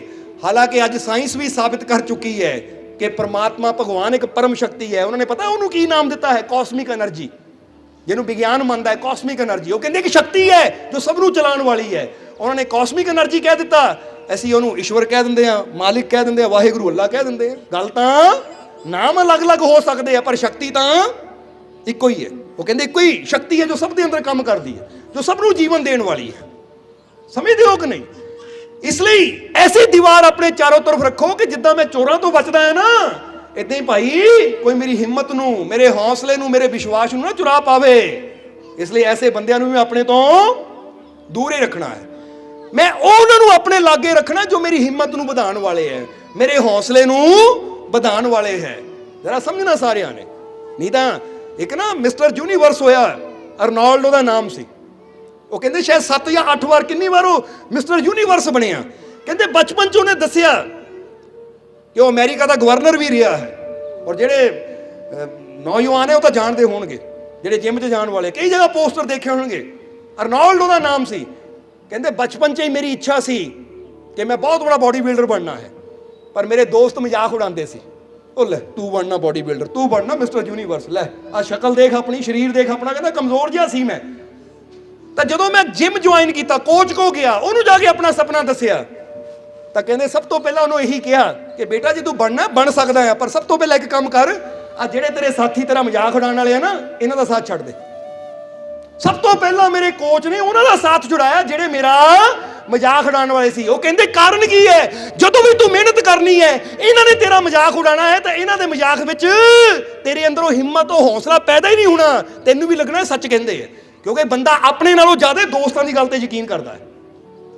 ਤਾਂ ਹੀ ਤਾਂ ਤੁਹਾਨੂੰ ਪਤਾ ਸ਼ਰਾਬ ਪੀਣਾ ਗਲਤ ਹੈ, ਨਸ਼ਾ ਕਰਨਾ ਗਲਤ ਹੈ, ਪਰ ਕੋਈ ਦੋਸਤ ਕਹੇਗਾ ਨਾ ਇੱਕ ਘੁੱਟ ਪੀ ਲੈ ਯਾਰ, ਕੀ ਹੁੰਦਾ ਹੈ, ਕੀ ਹੁੰਦਾ ਹੈ, ਤਾਂ ਉਹਨਾਂ ਪਿੱਛੇ ਲੱਗ ਕੇ ਬੰਦਾ ਇੱਕ ਘੁੱਟ ਪੀਂਦਾ, ਤਾਂ ਇੱਕ ਘੁੱਟ ਕਰਦਾ ਕਰਦਾ ਫਿਰ ਸ਼ਰਾਬ ਬੰਦੇ ਨੂੰ ਪੀ ਜਾਂਦੀ ਹੈ, ਬੰਦੇ ਦੀ ਜ਼ਿੰਦਗੀ ਖਤਮ। ਸਮਝਦੇ ਹੋ ਕਿ ਨਹੀਂ? ਇਸ ਲਈ ਜਿਹੜੇ ਸਦਬੁੱਧੀ ਵਾਲੇ ਹੁੰਦੇ ਆ ਨਾ, ਉਹਨਾਂ ਨੂੰ ਪਤਾ ਹੈ ਕਿ ਜੇ ਸਾਡਾ ਮਨ ਨਸ਼ਿਆਂ ਵੱਲ ਜਾਂਦਾ ਹੈ, ਸਾਡਾ ਮਨ ਬੁਰਾਈਆਂ ਵੱਲ ਜਾਂਦਾ ਹੈ, ਤਾਂ ਸਾਨੂੰ ਇਹ ਸਮਝ ਹੋਣੀ ਚਾਹੀਦੀ ਹੈ ਕਿ ਕਿਹੜੀ ਚੀਜ਼ ਮੇਰੇ ਵਾਸਤੇ ਅੱਛੀ ਹੈ, ਕਿਹੜੀ ਚੀਜ਼ ਮਾੜੀ ਹੈ। ਸਦਬੁੱਧੀ ਦਾ ਮਤਲਬ ਹੈ ਕਿ ਇਹ ਚੀਜ਼ ਮੈਨੂੰ ਤਕਲੀਫ ਦੇਣ ਵਾਲੀ ਹੈ, ਇਹ ਦੂਰ ਰਹਿਣਾ ਹੈ, ਚਾਹੇ ਮਨ ਮੰਨੇ ਚਾਹੇ ਨਾ ਮੰਨੇ। ਤਾਂ ਆਹ ਚੀਜ਼ ਮੈਨੂੰ ਫਾਇਦਾ ਦੇਣ ਵਾਲੀ ਹੈ, ਇਹ ਮੈਂ ਕਰਨੀ ਹੈ, ਚਾਹੇ ਮਨ ਮੰਨੇ ਜਾਂ ਨਾ ਮੰਨੇ। ਕਿਉਂਕਿ ਅਸੀਂ ਮਨ ਦੀ ਨਹੀਂ ਸੁਣਨਾ, ਅਸੀਂ ਇਹ ਦੇਖਣਾ ਸਾਡੇ ਵਾਸਤੇ ਸਹੀ ਕੀ ਹੈ। ਮਨ ਨੇ ਤਾਂ ਬਹੁਤ ਕੁਝ ਕਹਿਣਾ ਹੈ। ਮਨ ਨੇ ਤਾਂ ਬੱਚੇ ਨੂੰ ਕਹਿਣਾ ਬੇਟਾ ਪੜ੍ਹ ਨਾ, ਤੂੰ ਟੀਵੀ ਦੇਖ। ਮਨ ਨੇ ਤਾਂ ਇਨਸਾਨ ਨੂੰ ਕਹਿਣਾ ਉਹ ਕਸਰਤ ਨਾ ਕਰ, ਧਿਆਨ ਨਾ ਕਰ, ਸਤਸੰਗ ਨਾ ਜਾ, ਤੂੰ ਥੋੜਾ ਰੈਸਟ ਕਰ ਲੈ, ਆਰਾਮ ਕਰ ਲੈ, ਟੀਵੀ ਦੇਖ ਲੈ। ਮਨ ਨੇ ਤਾਂ ਬਹੁਤ ਕੁਝ ਕਹਿਣਾ ਹੈ ਕਿ ਤੂੰ ਨਸ਼ਾ ਕਰ ਲੈ, ਪਰ ਇਹ ਅਸੀਂ ਹੀ ਦੇਖਣਾ ਹੈ ਕਿ ਸਾਡੇ ਵਾਸਤੇ ਸਹੀ ਕੀ ਹੈ, ਗਲਤ ਕੀ ਹੈ। ਕਿਉਂਕਿ ਕਾਮਯਾਬ ਔਰ ਨਾਕਾਮਯਾਬ ਬੰਦੇ ਜਿੰਨਾ ਹੀ ਫਰਕ ਹੁੰਦਾ ਹੈ। ਨਾਕਾਮਯਾਬ ਬੰਦਾ ਉਹ ਕਰਦਾ ਹੈ ਜੋ ਉਹਦਾ ਮਨ ਕਹਿੰਦਾ ਹੈ, ਉਹ ਕਰਦਾ ਚਲਾ ਜਾਂਦਾ ਹੈ। ਤਾਂ ਕਾਮਯਾਬ ਬੰਦਾ ਮਨ ਉਹਦਾ ਵੀ ਕਹਿੰਦਾ ਹੈ ਆ ਕਰ, ਪਰ ਕਾਮਯਾਬ ਬੰਦਾ ਕੀ ਕਰਦਾ ਹੈ? ਮਨ ਉਹਦਾ ਵੀ ਕਹਿੰਦਾ ਆ ਕਰ, ਮਨ ਉਹਦਾ ਵੀ ਕਹਿੰਦਾ ਸੁੱਤਾ ਰਹਿ, ਤੜਕੇ ਨਾ ਉੱਠ, ਪਰ ਉਹ ਕੀ ਕਰਦਾ? ਉਹਨੂੰ ਪਤਾ ਹੈ ਤੜਕੇ ਉੱਠਣਾ ਮੇਰੇ ਵਾਸਤੇ ਅੱਛਾ ਹੈ, ਇਸ ਲਈ ਉਹ ਉੱਠਦਾ ਹੈ। ਉਹ ਮਨ ਦੀ ਨਹੀਂ ਸੁਣਦਾ। ਮਨ ਤਾਂ ਉਹਦਾ ਵੀ ਕਹਿੰਦਾ ਹੈ, ਪਰ ਉਹ ਮਨ ਦੀ ਨਹੀਂ ਸੁਣਦਾ। ਉਹ ਇਹ ਦੇਖਦਾ ਮੇਰੇ ਵਾਸਤੇ ਅੱਛਾ ਕੀ ਹੈ, ਕਿਹੜੀ ਚੀਜ਼ ਮੈਨੂੰ ਕਾਮਯਾਬੀ ਵੱਲ ਲੈ ਕੇ ਜਾਣ ਵਾਲੀ ਹੈ, ਕਿਹੜੀ ਚੀਜ਼ ਮੈਨੂੰ ਖੁਸ਼ੀਆਂ ਦੇਣ ਵਾਲੀ, ਮੈਂ ਉਹ ਕਰਨਾ ਹੈ। ਆ ਜੋ ਮੇਰਾ ਮਨ ਕਹਿੰਦਾ ਮੈਂ ਇਹ ਨਹੀਂ ਕਰਨਾ। ਹੁਣ ਜਿਹੜਾ ਆਪਣੀ ਹੈਲਥ ਦਾ ਖਿਆਲ ਰੱਖਣ ਵਾਲਾ ਹੈ, ਜਰਾ ਸੋਚੋ, ਮਨ ਨੇ ਤੇ ਕਹਿਣਾ ਹੈ ਉਹ ਪੀਜ਼ਾ ਖਾ ਲਾ, 버ਗਰ ਖਾ ਲਾ, ਬੜਾ ਸਵਾਦ ਹੈ, ਪਰ ਜਿਹੜਾ ਹੈਲਥ ਦਾ ਖਿਆਲ ਰੱਖਣ ਵਾਲਾ ਉਹਨਾਂ ਕਹਿਣਾ ਹੈ ਠੀਕ ਹੈ ਮਨ ਕਹਿੰਦਾ ਪੀਜ਼ਾ ਖਾ, 버ਗਰ ਖਾ, ਪਰ ਮੈਨੂੰ ਪਤਾ ਮੇਰੀ ਸਿਹਤ ਵਾਸਤੇ ਅੱਛਾ ਨਹੀਂ ਹੈ, ਮੈਂ ਖਾਣਾ ਉਹੀ ਹੈ ਜੋ ਮੇਰੀ ਸਿਹਤ ਵਾਸਤੇ ਅੱਛਾ ਹੈ। ਇਹਨੂੰ ਕਹਿੰਦੇ ਮਨ ਜੀਤੇ। ਇਹ ਆਪਣੇ ਮਨ ਨੂੰ ਜਿੱਤ ਰਿਹਾ ਹੈ। ਇਸ ਲਈ ਅਸੀਂ ਤੁਹਾਨੂੰ ਵੀ ਕਵਾਂਗੇ, ਹੁਣ ਟਾਈਮ ਕਾਫੀ ਹੋ ਗਿਆ, ਥੋੜਾ ਆਖਰਲੇ ਵਚਨਾਂ ਵੱਲ ਚੱਲੀਏ, ਕਿ ਆਪਣੇ ਮਨ ਨੂੰ ਜਿੱਤ ਕੇ ਹੀ ਅਸੀਂ ਇਹ ਤੁਸੀਂ ਦੇਖੋ ਕਿ ਜੇ ਸਾਨੂੰ ਪਤਾ ਧਿਆਨ ਕਰਨਾ ਸਾਡੇ ਵਾਸਤੇ ਅੱਛਾ ਹੈ, ਫਿਰ ਮਨ ਮੰਨੇ ਨਾ ਮੰਨੇ ਅਸੀਂ ਕਰਨਾ ਹੈ। ਜਿੱਦਾਂ ਅਸੀਂ ਕਈ ਵਾਰ ਦੱਸੀਦਾ ਨਾ ਕਿ ਬੱਚੇ ਨੂੰ ਬੰਦਾ ਸਕੂਲ ਲੈ ਕੇ ਜਾਂਦਾ ਹੈ ਤਾਂ ਪਹਿਲੀ ਵਾਰ ਬੱਚਾ ਜਿੱਦ ਕਰਦਾ, ਮੰਮੀ ਮੈਂ ਨਹੀਂ ਜਾਣਾ, ਡੈਡੀ ਮੈਂ ਨਹੀਂ ਜਾਣਾ, ਪਰ ਅਸੀਂ ਖਿੱਚ ਕੇ ਜ਼ਬਰਦਸਤੀ ਲੈ ਕੇ ਜਾਂਦੇ ਹਾਂ, ਕਿਉਂਕਿ ਸਾਨੂੰ ਪਤਾ ਅਸੀਂ ਇਹਦੀ ਇੱਛਾ ਨਹੀਂ ਦੇਖਣੀ, ਇਹ ਦੇਖਣਾ ਇਹਦੇ ਵਾਸਤੇ ਅੱਛਾ ਕੀ ਹੈ। ਇਦਾਂ ਹੀ ਹੁੰਦੀ ਹੈ ਕਿ ਨਹੀਂ? ਹੁਣ ਬੱਚਾ ਹਫਤਾ ਰੋਏਗਾ, 10 ਦਿਨ ਰੋਏਗਾ, 15 ਦਿਨ ਰੋਏਗਾ, ਪਰ ਫਿਰ ਹੌਲੀ ਹੌਲੀ ਆਦਤ ਉਹਨੂੰ ਬਣ ਜਾਂਦੀ, ਫਿਰ ਆਪੇ ਸਕੂਲ ਜਾਂਦਾ ਹੈ। ਇਸੇ ਤਰ੍ਹਾਂ ਮਨ ਵੀ ਹੈ, ਜਦੋਂ ਸਤਸੰਗ ਵੱਲ ਜਾਣਾ ਹੋਵੇ, ਧਿਆਨ ਕਰਨਾ ਹੋਵੇ, ਜਾਂ ਜਿਮ ਜਾਣਾ ਹੋਵੇ, ਕਸਰਤ ਕਰਨੀ ਹੋਵੇ, ਸੈਰ ਕਰਨੀ ਹੋਵੇ, ਮਨ ਨੇ ਕਹਿਣਾ ਨਹੀਂ ਯਾਰ ਠੰਡ ਬਹੁਤ, ਅੱਜ ਰਹਿਣ ਦੇ, ਆ ਸਤਸੰਗ ਜਾਣਾ ਰਹਿਣ ਦੇ। ਬੋਲੋ ਸਮਝਦੇ ਹੋ ਕਿ ਨਹੀਂ? ਪਰ ਉੱਥੇ ਅਸੀਂ ਵੀ ਦੇਖਣਾ ਹੈ, ਇਹ ਨਹੀਂ ਦੇਖਣਾ ਮਨ ਕੀ ਕਹਿੰਦਾ ਹੈ, ਇਹ ਨਹੀਂ ਦੇਖਣਾ ਬੱਚਾ ਕੀ ਕਹਿੰਦਾ ਹੈ, ਇਹ ਦੇਖਣਾ ਬੱਚੇ ਵਾਸਤੇ ਅੱਛਾ ਕੀ ਹੈ। ਸਕੂਲ ਜਾਣਾ ਅੱਛਾ ਤਾਂ ਜ਼ਬਰਦਸਤੀ ਲੈ ਕੇ ਜਾਓ, ਧਿਆਨ ਕਰਨਾ ਅੱਛਾ ਹੈ, ਸਿਮਰਨ ਕਰਨਾ ਅੱਛਾ ਹੈ, ਸਤਸੰਗ 'ਚ ਜਾਣਾ ਅੱਛਾ ਹੈ, ਜਾਂ ਐਕਸਰਸਾਈਜ਼ ਕਰਨੀ ਅੱਛੀ ਹੈ, ਤਾਂ ਹੁਣ ਮਨ ਕਵੇ ਨਾ ਕਵੇ ਕਰਾਓ, ਕਿਉਂਕਿ ਪਤਾ ਹੈ ਇਹਨਾਂ ਤਾਂ ਬਹੁਤ ਕੁਝ ਕਹਿਣਾ ਹੈ, ਪਰ ਅਸੀਂ ਉਹ ਕੰਮ ਕਰਾਣਾ ਜੋ ਇਹਦੇ ਵਾਸਤੇ ਅੱਛਾ ਹੈ। ਥੋੜੇ ਦਿਨ ਜਿੱਦਾਂ ਬੱਚੇ ਥੋੜੇ ਦਿਨ ਜਿੱਦ ਕਰਦੇ ਆ ਨਾ, ਕੋਸ਼ਿਸ਼ ਕਰਦੇ ਆ, ਰੋਂਦੇ ਆ, ਇੱਥੇ ਥੋੜੇ ਦਿਨ ਮਨ ਪਰੇਸ਼ਾਨ ਕਰੇਗਾ, ਪਰ ਫਿਰ ਇਹਨੂੰ ਪਤਾ ਹੈ ਕਿ ਹੁਣ ਤਾਂ ਜਿੱਦੀ ਹੈ, ਹੁਣ ਤਾਂ ਇਹ ਕਰਨਾ ਹੈ। ਤਾਂ ਹੀ ਤਾਂ ਕਹਿੰਦੇ 21 ਦਿਨ ਅਸੀਂ ਕੋਈ ਗੱਲ ਕਰੀਏ, ਕੰਮ ਕਰੀਏ, ਤਾਂ ਸਾਡੀ ਆਦਤ ਬਣ ਜਾਂਦੀ, ਫਿਰ ਹੋ ਜਾਂਦਾ ਸਭ ਕੁਝ। ਬੋਲੋ ਸਮਝਦੇ ਹੋ ਕਿ ਨਹੀਂ? ਜਿੱਦਾਂ ਅਸੀਂ ਕਈ ਵਾਰ ਸਵਾਲ ਕਰੀਦਾ ਕਿ ਸਵੇਰੇ ਉੱਠ ਕੇ ਬ੍ਰਸ਼ ਕਰਦੇ ਹੋ ਨਾ ਤੁਸੀਂ, ਮੂੰਹ ਧੋਂਦੇ ਹੋ ਨਾ ਤੁਸੀਂ, ਕੋਈ ਕਹਿੰਦਾ ਜਾਂ ਆਪਣੇ ਆਪ ਕਰਦੇ ਹੋ? ਜਵਾਬ ਦਿਓ ਸਾਨੂੰ। ਆਪਣੇ ਆਪ ਕਰਦੇ ਹੋ? ਸਵੇਰੇ ਉੱਠ ਕੇ ਪਹਿਲਾਂ ਬ੍ਰਸ਼ ਕਰਦੇ ਹੋ, ਹੱਥ ਮੂੰਹ ਧੋਂਦੇ ਹੋ, ਆਪਣੇ ਆਪ ਕਰਦੇ ਹੋ, ਕੋਈ ਕਹਿੰਦਾ ਹੈ? ਤਾਂ ਹੁਣ ਸੋਚੋ ਇਹ ਆਪਣੇ ਆਪ ਕਰਨ ਦੀ ਆਦਤ ਕਿੱਥੋਂ ਪਈ? ਪਹਿਲਾਂ ਬਚਪਨ 'ਚ ਸਾਡੇ ਮਾਤਾ ਪਿਤਾ ਦੱਸਦੇ ਸੀ, ਜਾਂ ਫਿਰ ਅਸੀਂ ਕਿਤੇ ਪੜ੍ਹਿਆ ਕਿ ਬ੍ਰਸ਼ ਕਰਨਾ ਜ਼ਰੂਰੀ ਹੈ, ਨਹੀਂ ਤਾਂ ਦੰਦ ਖਰਾਬ ਹੋ ਜਾਣਗੇ। ਪੜ੍ਹਿਆ ਕਿ ਨਹੀਂ? ਹੁਣ ਜਦੋਂ ਸਾਨੂੰ ਪਤਾ ਲੱਗਦਾ ਆਹ ਚੀਜ਼ ਅੱਛੀ ਹੈ, ਹੁਣ ਮਨ ਮੰਨੇ ਨਾ ਮੰਨੇ ਅਸੀਂ ਉਹ ਕਰਨੀ ਹੈ, ਅਸੀਂ ਕਰਦੇ ਹਾਂ ਤਾਂ ਹੁਣ ਆਦਤ ਹੀ ਬਣ ਗਈ ਹੈ। ਹੁਣ ਕਹਿਣ ਦੀ ਲੋੜ ਹੀ ਨਹੀਂ, ਆਪਣੇ ਆਪ ਹੀ ਹੁੰਦਾ ਹੈ। ਬੰਦਾ ਉੱਠਦਾ ਹੀ ਪਹਿਲਾਂ ਬਾਥਰੂਮ ਵੱਲ ਜਾਂਦਾ ਹੈ, ਕਿਉਂਕਿ ਇੱਕ ਆਦਤ ਬਣ ਜਾਂਦੀ ਹੈ। ਤਾਂ ਫਿਰ ਜਦੋਂ ਆਦਤ ਬਣ ਜਾਂਦੀ ਹੈ ਤਾਂ ਫਿਰ ਉੱਥੇ ਜ਼ੋਰ ਲਾਉਣ ਦੀ ਲੋੜ ਨਹੀਂ ਪੈਂਦੀ। ਇਦਾਂ ਹੀ ਅੱਛੀ ਆਦਤ ਬਣਾਓ ਸਿਮਰਨ ਦੀ, ਅੱਛੀ ਆਦਤ ਬਣਾਓ ਸਤਸੰਗ ਦੀ, ਅੱਛੀ ਆਦਤ ਬਣਾਓ ਆਪਣੇ ਮਾਲਿਕ ਦੇ ਵਿਸ਼ਵਾਸ ਦੀ, ਅੱਛੀ ਆਦਤ ਬਣਾਓ ਕਾਮਯਾਬੀ ਦੀ, ਕਿ ਮੈਨੂੰ ਕਾਮਯਾਬੀ ਹਰ ਹਾਲਤ ਵਿੱਚ ਮਿਲੇਗੀ, ਕਿਉਂਕਿ ਮੈਨੂੰ ਕਾਮਯਾਬ ਕਰਨ ਵਾਲੀ ਸ਼ਕਤੀ ਮੇਰੇ ਨਾਲ ਹੈ। ਤਾਂ ਹੀ ਤਾਂ ਨੈਪੋਲੀਅਨ ਨੇ ਕਿਹਾ ਕਿ ਜਿਹੜੇ ਬਹਾਦਰ ਹੁੰਦੇ ਆ ਨਾ, ਉਹਨਾਂ ਦੀ ਡਿਕਸ਼ਨਰੀ ਵਿੱਚ ਅਸੰਭਵ ਸ਼ਬਦ ਨਹੀਂ ਹੁੰਦਾ। ਉਹ ਕਹਿੰਦੇ ਮੇਰੀ ਡਿਕਸ਼ਨਰੀ ਵਿੱਚ ਅਸੰਭਵ ਸ਼ਬਦ ਹੈ ਹੀ ਨਹੀਂ, ਮੇਰੀ ਡਿਕਸ਼ਨਰੀ ਵਿੱਚ ਮੈਂ ਇੱਕੋ ਹੀ ਗੱਲ ਮੰਨਦਾ, ਹਰ ਚੀਜ਼ ਸੰਭਵ ਹੈ, ਬਸ ਹਿੰਮਤ ਔਰ ਵਿਸ਼ਵਾਸ ਦੀ ਲੋੜ ਹੈ। ਸਮਝਦੇ ਹੋ ਕਿ ਨਹੀਂ? ਇਸ ਲਈ ਤੁਸੀਂ ਵੀ ਅੱਜ ਉਮੀਦ ਹੈ ਕਿ ਸਿੱਖ ਲਿਆ ਹੋਵੇਗਾ ਕਿ ਅਸੀਂ, ਮਹਾਤਮਾ ਬੁੱਧ ਨੇ ਕਿਹਾ, ਸਾਡੇ ਦੁੱਖਾਂ ਦਾ ਕਾਰਨ ਅਸੀਂ ਆਪਣੇ ਆਪ ਨੂੰ ਆਪਣੇ ਪ੍ਰਮਾਤਮਾ ਤੋਂ ਜੁਦਾ ਸਮਝਦੇ ਹਾਂ। ਵੈਸੇ ਤਾਂ ਉਹਨਾਂ 3 ਕਾਰਨ ਦੱਸੇ ਸੀ, ਪਰ ਅੱਜ ਅਸੀਂ ਪਹਿਲੇ ਹੀ ਕਾਰਨ ਦੱਸਿਆ ਹੈ, ਕਿਉਂਕਿ ਹੁਣ ਟਾਈਮ ਕਾਫੀ ਹੋ ਗਿਆ, ਇਸ ਲਈ ਸਤਸੰਗ ਨੂੰ ਸਮਾਪਤੀ ਤਰਫ ਲੈ ਕੇ ਜਾਵਾਂਗੇ, ਨਹੀਂ ਤਾਂ ਫਿਰ ਟਾਈਮ ਕਾਫੀ ਹੋ ਗਿਆ। ਤੁਸੀਂ ਲੰਗਰ ਪਾਣੀ ਵੀ ਛਕਣਾ ਹੈ, ਥੱਕ ਤਾਂ ਨਹੀਂ ਗਏ? ਨੀਂਦ ਤਾਂ ਨਹੀਂ ਆ ਰਹੀ? ਖੁਸ਼ ਹੋ ਤੁਸੀਂ? ਫਿਰ ਕਹਿ ਦਿਓ ਮੈਂ ਬਹੁਤ ਔਰ ਅੱਜ ਇਹ ਵੀ ਕਹਿ ਦਿਓ ਕਿ ਅੱਜ ਤੋਂ ਮੈਂ ਡਰਨਾ ਨਹੀਂ ਹੈ। ਬੋਲੋ ਸਮਝਦੇ ਹੋ ਕਿ ਨਹੀਂ? ਜਿੱਦਾਂ ਅਸੀਂ ਦੱਸੀਦਾ, ਇੱਥੇ ਵੀ ਦੱਸਣਾ ਚਾਹਾਂਗੇ ਕਿ ਨਾ ਇੰਗਲੈਂਡ ਦੇ ਪ੍ਰਧਾਨ ਮੰਤਰੀ ਸੀ ਵਿੰਸਟਨ ਚਰਚਲ, ਉਹਨਾਂ ਦਾ ਨਾਮ ਸੀ। ਇੱਕ ਵਾਰ ਨਾ ਕਾਲਜ ਦੇ ਵਿੱਚ, ਨੌਜਵਾਨਾਂ ਦਾ ਕਾਲਜ ਸੀ, ਜਦੋਂ ਉਹਨਾਂ ਨੂੰ ਡਿਗਰੀਆਂ ਮਿਲਣੀਆਂ ਸੀ, ਸਾਰੇ ਨੌਜਵਾਨਾਂ ਨੇ ਗ੍ਰੈਜੂਏਸ਼ਨ ਕੀਤੀ ਸੀ, ਤਾਂ ਉਹਨਾਂ ਨੂੰ ਡਿਗਰੀਆਂ ਮਿਲਣੀਆਂ ਸੀ, ਤਾਂ ਉਸ ਯੂਨੀਵਰਸਿਟੀ ਦੇ ਅੰਦਰ ਪ੍ਰਧਾਨ ਮੰਤਰੀ ਨੂੰ ਬੁਲਾਇਆ ਗਿਆ ਭਾਸ਼ਣ ਦੇਣ ਵਾਸਤੇ ਕਿ ਤੁਸੀਂ ਬੱਚਿਆਂ ਨੂੰ ਕੁਝ ਸਮਝਾਓ। ਤਾਂ ਜਦੋਂ ਪ੍ਰਧਾਨ ਮੰਤਰੀ ਆਏ ਸਟੇਜ ਦੇ ਉੱਪਰ, ਚਰਚਲ ਆਏ, ਤਾਂ ਉਸ ਵੇਲੇ ਨਾ ਜਿਹੜਾ ਉੱਥੇ ਦਾ ਪ੍ਰਿੰਸੀਪਲ ਸੀ, ਮੇਨ ਸੀ, ਉਹ ਯੂਨੀਵਰਸਿਟੀ ਦਾ ਹੈੱਡ, ਉਹਨਾਂ ਬੜੀ ਤਾਰੀਫ ਕੀਤੀ ਪ੍ਰਧਾਨ ਮੰਤਰੀ ਦੀ, ਯਾਨੀ 15-20 ਮਿੰਟ ਲਾ ਕੇ ਤਾਰੀਫ ਕੀਤੀ ਕਿ ਸਾਡੇ ਦੇਸ਼ ਦੇ ਪ੍ਰਧਾਨ ਮੰਤਰੀ ਇੱਦਾਂ, ਸਾਡੇ ਦੇਸ਼ ਦੇ ਪ੍ਰਧਾਨ ਮੰਤਰੀ ਉੱਦਾਂ। 15 ਮਿੰਟ ਉਹਨਾਂ ਦੀ ਤਾਰੀਫ ਕਰਨ ਤੋਂ ਬਾਅਦ ਉਹਨਾਂ ਨੂੰ ਸੱਦਾ ਦਿੱਤਾ ਕਿ ਆਓ ਹੁਣ ਤੁਸੀਂ ਬੱਚਿਆਂ ਨੂੰ ਸਮਝਾਓ। ਤਾਂ ਕਹਿੰਦੇ ਜਦੋਂ ਚਰਚਲ ਆਏ ਤਾਂ ਉਹ ਸਭ ਤੋਂ ਯਾਦਗਾਰ ਭਾਸ਼ਣ ਸੀ ਉਹਨਾਂ ਦਾ, ਸਭ ਤੋਂ ਯਾਦਗਾਰ, ਜੋ ਅੱਜ ਵੀ ਉਸ ਯੂਨੀਵਰਸਿਟੀ ਵਿੱਚ ਫਰੇਮ ਕਰਕੇ ਲਾਇਆ ਹੋਇਆ ਹੈ। ਪਰ ਉਹ ਭਾਸ਼ਣ ਪਤਾ ਕਿੰਨੇ ਮਿੰਟ ਦਾ ਸੀ? ਸਿਰਫ 30 ਸੈਕਿੰਡ ਦਾ। ਸਿਰਫ ਕਿੰਨੇ ਸੈਕਿੰਡ ਦਾ? 30 ਸੈਕਿੰਡ। ਕੀ ਕਿਹਾ ਉਹਨਾਂ ਨੇ? ਉਹਨਾਂ ਨੇ ਬੱਚਿਆਂ ਦੀ ਤਰਫ ਦੇਖ ਕੇ ਇੱਕੋ ਹੀ ਗੱਲ ਕਹੀ। ਹੁਣ ਜਦੋਂ ਪ੍ਰਧਾਨ ਮੰਤਰੀ ਮਾਈਕ ਤੇ, ਸਾਰੇ ਚੁੱਪ ਸੁਣ ਰਹੇ ਆ ਕਿ ਪਤਾ ਨਹੀਂ ਇਹਨੇ ਕੀ ਕਹਿਣਾ ਹੈ, ਪਰ ਉਹਨੇ ਇੱਕੋ ਹੀ ਗੱਲ ਕਹੀ। ਉਹ ਕਹਿੰਦੇ ਨੈਵਰ ਗਿਵ ਅਪ ਇਨ ਲਾਈਫ, ਨੈਵਰ। ਦੇਖਿਆ ਬੱਚਿਆਂ ਵੱਲ, ਫਿਰ ਦੂਸਰੀ ਵਾਰ ਉਹਨਾਂ ਨੇ ਫਿਰ ਕਿਹਾ ਕਿ ਨੈਵਰ ਗਿਵ ਅਪ ਇਨ ਲਾਈਫ, ਨੈਵਰ। ਇਹਦਾ ਮਤਲਬ ਹੈ ਕਿ ਜ਼ਿੰਦਗੀ 'ਚ ਕਦੀ ਹਾਰ ਨਾ ਮੰਨੋ, ਕਦੀ ਨਹੀਂ। ਹਾਲਾਤ ਜਿੱਦਾਂ ਦੇ ਮਰਜ਼ੀ, ਹੁਣ ਕਦੀ ਹਾਰ ਨਾ ਮੰਨੋ। ਬਸ ਉਹਨੇ ਇੰਨੀ ਗੱਲ ਕਹੀ, ਮਾਈਕ ਤੋਂ ਇੱਧਰ ਗਏ ਤਾਂ ਪੂਰਾ ਪੰਡਾਲ ਤਾੜੀਆਂ ਨਾਲ ਗੂੰਜ ਗਿਆ, ਕਿਉਂਕਿ ਗੱਲ ਹੀ ਇੱਕੋ ਹੀ ਤਾਂ ਪੁਆਇੰਟ ਹੈ ਕਿ ਜ਼ਿੰਦਗੀ ਚਾਹੇ ਕੋਈ ਪਰੇਸ਼ਾਨੀ ਆਵੇ, ਕੋਈ ਬਿਮਾਰੀ ਆਵੇ, ਕੋਈ ਅਸਫਲਤਾ ਮਿਲੇ ਤਾਂ ਕਦੀ ਹਾਰ ਨਾ ਮੰਨੋ। ਜਿਹੜੇ ਇੱਥੇ ਬੱਚੇ ਬੈਠੇ ਆ ਨਾ, ਕੋਈ ਆਈਲੈਟਸ ਦਾ ਪੇਪਰ ਦਿੰਦਾ ਹੈ, ਕਈਆਂ ਦੇ ਸਕੂਲਾਂ ਦੇ ਪੇਪਰ ਚੱਲਦੇ ਆ, ਤਾਂ ਉਹਨਾਂ ਨੂੰ ਵੀ ਕੋਈ ਗੱਲ ਕਵਾਂਗੇ ਕਿ ਕੀ ਹੋਇਆ, ਬੈਂਡ ਘੱਟ ਆ ਗਏ ਆ, ਕੀ ਹੋ ਗਿਆ, ਫੇਲ ਹੋ ਗਏ ਆ, ਪਰ ਕਦੀ ਹਾਰ ਨਹੀਂ ਮੰਨਣੀ। ਉਦੋਂ ਤੱਕ ਕੋਸ਼ਿਸ਼ ਕਰਦੇ ਰਹਿਣਾ ਜਦ ਤੱਕ ਸਾਨੂੰ ਕਾਮਯਾਬੀ ਨਾ ਮਿਲ ਜਾਵੇ। ਔਰ ਤੁਹਾਨੂੰ ਵੀ ਕਵਾਂਗੇ ਕਿ ਚਾਹੇ ਤੁਹਾਨੂੰ ਕੋਈ ਵੀ ਪ੍ਰੋਬਲਮ ਹੈ, ਅਸੀਂ ਤਾਂ ਇੱਕ ਗੱਲ ਕਵਾਂਗੇ, ਜਿਹਨਾਂ ਨੂੰ ਸ਼ੂਗਰ ਦੀ ਬਿਮਾਰੀ ਹੈ ਨਾ, ਉਹ ਘਰ ਜਾ ਕੇ ਚੈੱਕ ਕਰਿਓ, ਸ਼ੂਗਰ ਦਾ ਲੈਵਲ ਠੀਕ ਹੋ ਗਿਆ ਹੋਣਾ ਉਹਨਾਂ ਦਾ, ਕਿਉਂਕਿ એનર્ਜੀ ਹੈ, ਖੁਸ਼ੀ ਹੈ ਇਹ। ਹੁਣ ਚੈੱਕ ਕਰੋਗੇ, ਪਰ ਜਦੋਂ ਫਿਰ ਟੈਨਸ਼ਨਾਂ ਲੈਣੀਆਂ ਸ਼ੁਰੂ ਕਰ ਦਿੱਤੀਆਂ, ਹਾਏ ਸ਼ੂਗਰ ਇਦਾਂ ਦੀ ਬਿਮਾਰੀ ਹੈ ਕਦੀ ਠੀਕ ਨਹੀਂ ਹੁੰਦੀ, ਆ ਸ਼ੂਗਰ ਇਦਾਂ ਦੀ ਪ੍ਰੋਬਲਮ ਹੈ ਕਦੀ ਠੀਕ ਨਹੀਂ ਹੁੰਦੀ, ਆ ਫਲਾਨੀ ਇਦਾਂ ਦੀ, ਅਸੀਂ ਬਿਮਾਰੀ ਨੂੰ ਐਡਾ ਬੜਾ ਕਰ ਲੈਂਦੇ ਕਿ ਕਦੀ ਠੀਕ ਨਹੀਂ ਹੁੰਦੀ, ਤਾਂ ਉਹਨਾਂ ਠੀਕ ਵੀ ਕਦੀ ਨਹੀਂ ਹੋਣਾ, ਕਿਉਂਕਿ ਅਸੀਂ ਮੰਨ ਹੀ ਲਿਆ ਕਿ ਨਾ ਠੀਕ ਹੀ ਨਹੀਂ ਹੋਣਾ। ਤਾਂ ਜਦੋਂ ਅਸੀਂ ਮੰਨ ਲੈਂਦੇ ਆ ਕਿ ਮੇਰਾ ਰੱਬ ਚਾਹੇ ਚਮਤਕਾਰ ਕਰ ਸਕਦਾ ਹੈ, ਬੋਲੋ ਕਰ ਸਕਦਾ। ਇੱਕ ਸਵਾਲ ਪੁੱਛ ਲਈ, ਆਖਰੀ ਜਵਾਬ ਦਵਾਂਗੇ। ਅਸੀਂ ਕਈ ਵਾਰ ਪੁੱਛਿਆ, ਇੱਥੇ ਵੀ ਪਹਿਲੀ ਵਾਰ ਅੱਜ ਸਤਸੰਗ ਹੋ ਰਿਹਾ ਤਾਂ ਪੁੱਛ ਲਈਏ ਕਿ ਇੱਕ ਬੰਦਾ ਮਰ ਗਿਆ, ਕੀ ਸਾਇੰਸ ਕੋਈ ਡਾਕਟਰ ਉਹਨੂੰ ਦੁਬਾਰਾ ਜ਼ਿੰਦਗੀ ਦੇ ਸਕਦਾ ਹੈ? ਮਰੇ ਹੋਏ ਬੰਦੇ ਨੂੰ ਸਾਇੰਟਿਸਟ ਜਾਂ ਡਾਕਟਰ ਦੁਬਾਰਾ ਜ਼ਿੰਦਗੀ ਦੇ ਸਕਦੇ ਆ? ਕੀ ਜਵਾਬ ਹੈ ਤੁਹਾਡਾ ਸਾਰਿਆਂ ਦਾ ਪਿੱਛੇ? ਦੇ ਸਕਦੇ ਆ, ਕਿਉਂਕਿ ਅਗਰ ਕੋਈ ਸਾਇੰਸ ਜਾਂ ਕੋਈ ਡਾਕਟਰ ਮਰੇ ਨੂੰ ਜ਼ਿੰਦਗੀ ਦੇ ਸਕਦਾ ਤਾਂ ਫਿਰ ਅੱਜ ਬੜੇ ਬੜੇ ਧਨੀ, ਬੜੇ ਬੜੇ ਅਮੀਰ ਦੁਬਾਰਾ ਜੀਂਦੇ ਹੋ ਜਾਂਦੇ। ਇਸ ਲਈ ਸਾਰਿਆਂ ਨੂੰ ਪਤਾ ਹੈ ਕਿ ਕੋਈ ਡਾਕਟਰ, ਕੋਈ ਸਾਇੰਸ ਮਰੇ ਨੂੰ ਦੁਬਾਰਾ ਜ਼ਿੰਦਗੀ ਨਹੀਂ ਦੇ ਸਕਦਾ। ਤਾਂ ਹੁਣ ਇੱਕ ਗੱਲ ਦਾ ਜਵਾਬ ਦੇ ਦੇਣਾ ਕਿ ਅਗਰ ਉਹ ਭਗਵਾਨ ਪਰਮਾਤਮਾ, ਪ੍ਰਭੂ ਵਾਹਿਗੁਰੂ ਅੱਲਾ ਚਾਵੇ, ਉਹ ਮਾਲਿਕ ਚਾਵੇ, ਉਹ ਪਰਮਾਤਮਾ ਚਾਵੇ, ਤਾਂ ਕੀ ਮਰਿਆ ਹੋਇਆ ਦੁਬਾਰਾ ਜਿੰਦਾ ਹੋ ਸਕਦਾ ਕਿ ਨਹੀਂ? ਕੀ ਜਵਾਬ ਆਉਂਦਾ ਤੁਹਾਡੇ ਅੰਦਰੋਂ?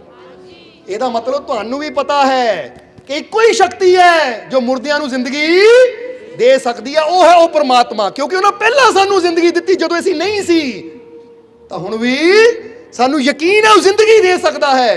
ਤਾਂ ਜੇ ਇਹ ਵਿਸ਼ਵਾਸ ਹੈ ਉਹ ਜ਼ਿੰਦਗੀ ਦੇ ਸਕਦਾ ਹੈ, ਜਿਹੜਾ ਕੰਮ ਡਾਕਟਰ ਸਾਇੰਸ ਨਹੀਂ ਕਰ ਸਕਦੇ, ਤਾਂ ਇੰਨਾ ਵੀ ਵਿਸ਼ਵਾਸ ਰੱਖੋ ਉਹ ਮੈਨੂੰ ਕਾਮਯਾਬੀ ਵੀ ਦੇ ਸਕਦਾ ਹੈ, ਉਹ ਮੇਰੀਆਂ ਬਿਮਾਰੀਆਂ ਨੂੰ ਠੀਕ ਵੀ ਕਰ ਸਕਦਾ ਹੈ। ਇਹ ਵਿਸ਼ਵਾਸ ਰੱਖਣਾ। ਇਸ ਲਈ ਤੁਹਾਨੂੰ ਵੀ ਕੋਈ ਗੱਲ ਕਹਾਂਗੇ ਚਰਚਲ ਵਾਲੀ ਕਿ ਨੈਵਰ ਗਿਵ ਅਪ ਇਨ ਲਾਈਫ, ਨੈਵਰ ਨੈਵਰ ਨੈਵਰ, ਕਿ ਜ਼ਿੰਦਗੀ 'ਚ ਕਦੀ ਹਾਰ ਨਹੀਂ ਮੰਨਣੀ, ਕਦੀ ਨਹੀਂ, ਕਦੀ ਨਹੀਂ, ਕਦੀ ਨਹੀਂ। ਤਾਂ ਫਿਰ ਯਾਦ ਰੱਖੋ ਮਾਲਿਕ ਹਮੇਸ਼ਾ ਨਾਲ ਹੈ, ਕਿਉਂਕਿ ਜਿੱਥੇ ਤੁਹਾਡਾ ਵਿਸ਼ਵਾਸ ਹੈ ਉੱਥੇ ਹੀ ਉਹਦੀ ਰਹਿਮਤ ਹੈ। ਸਮਝਦੇ ਹੋ ਕਿ ਨਹੀਂ?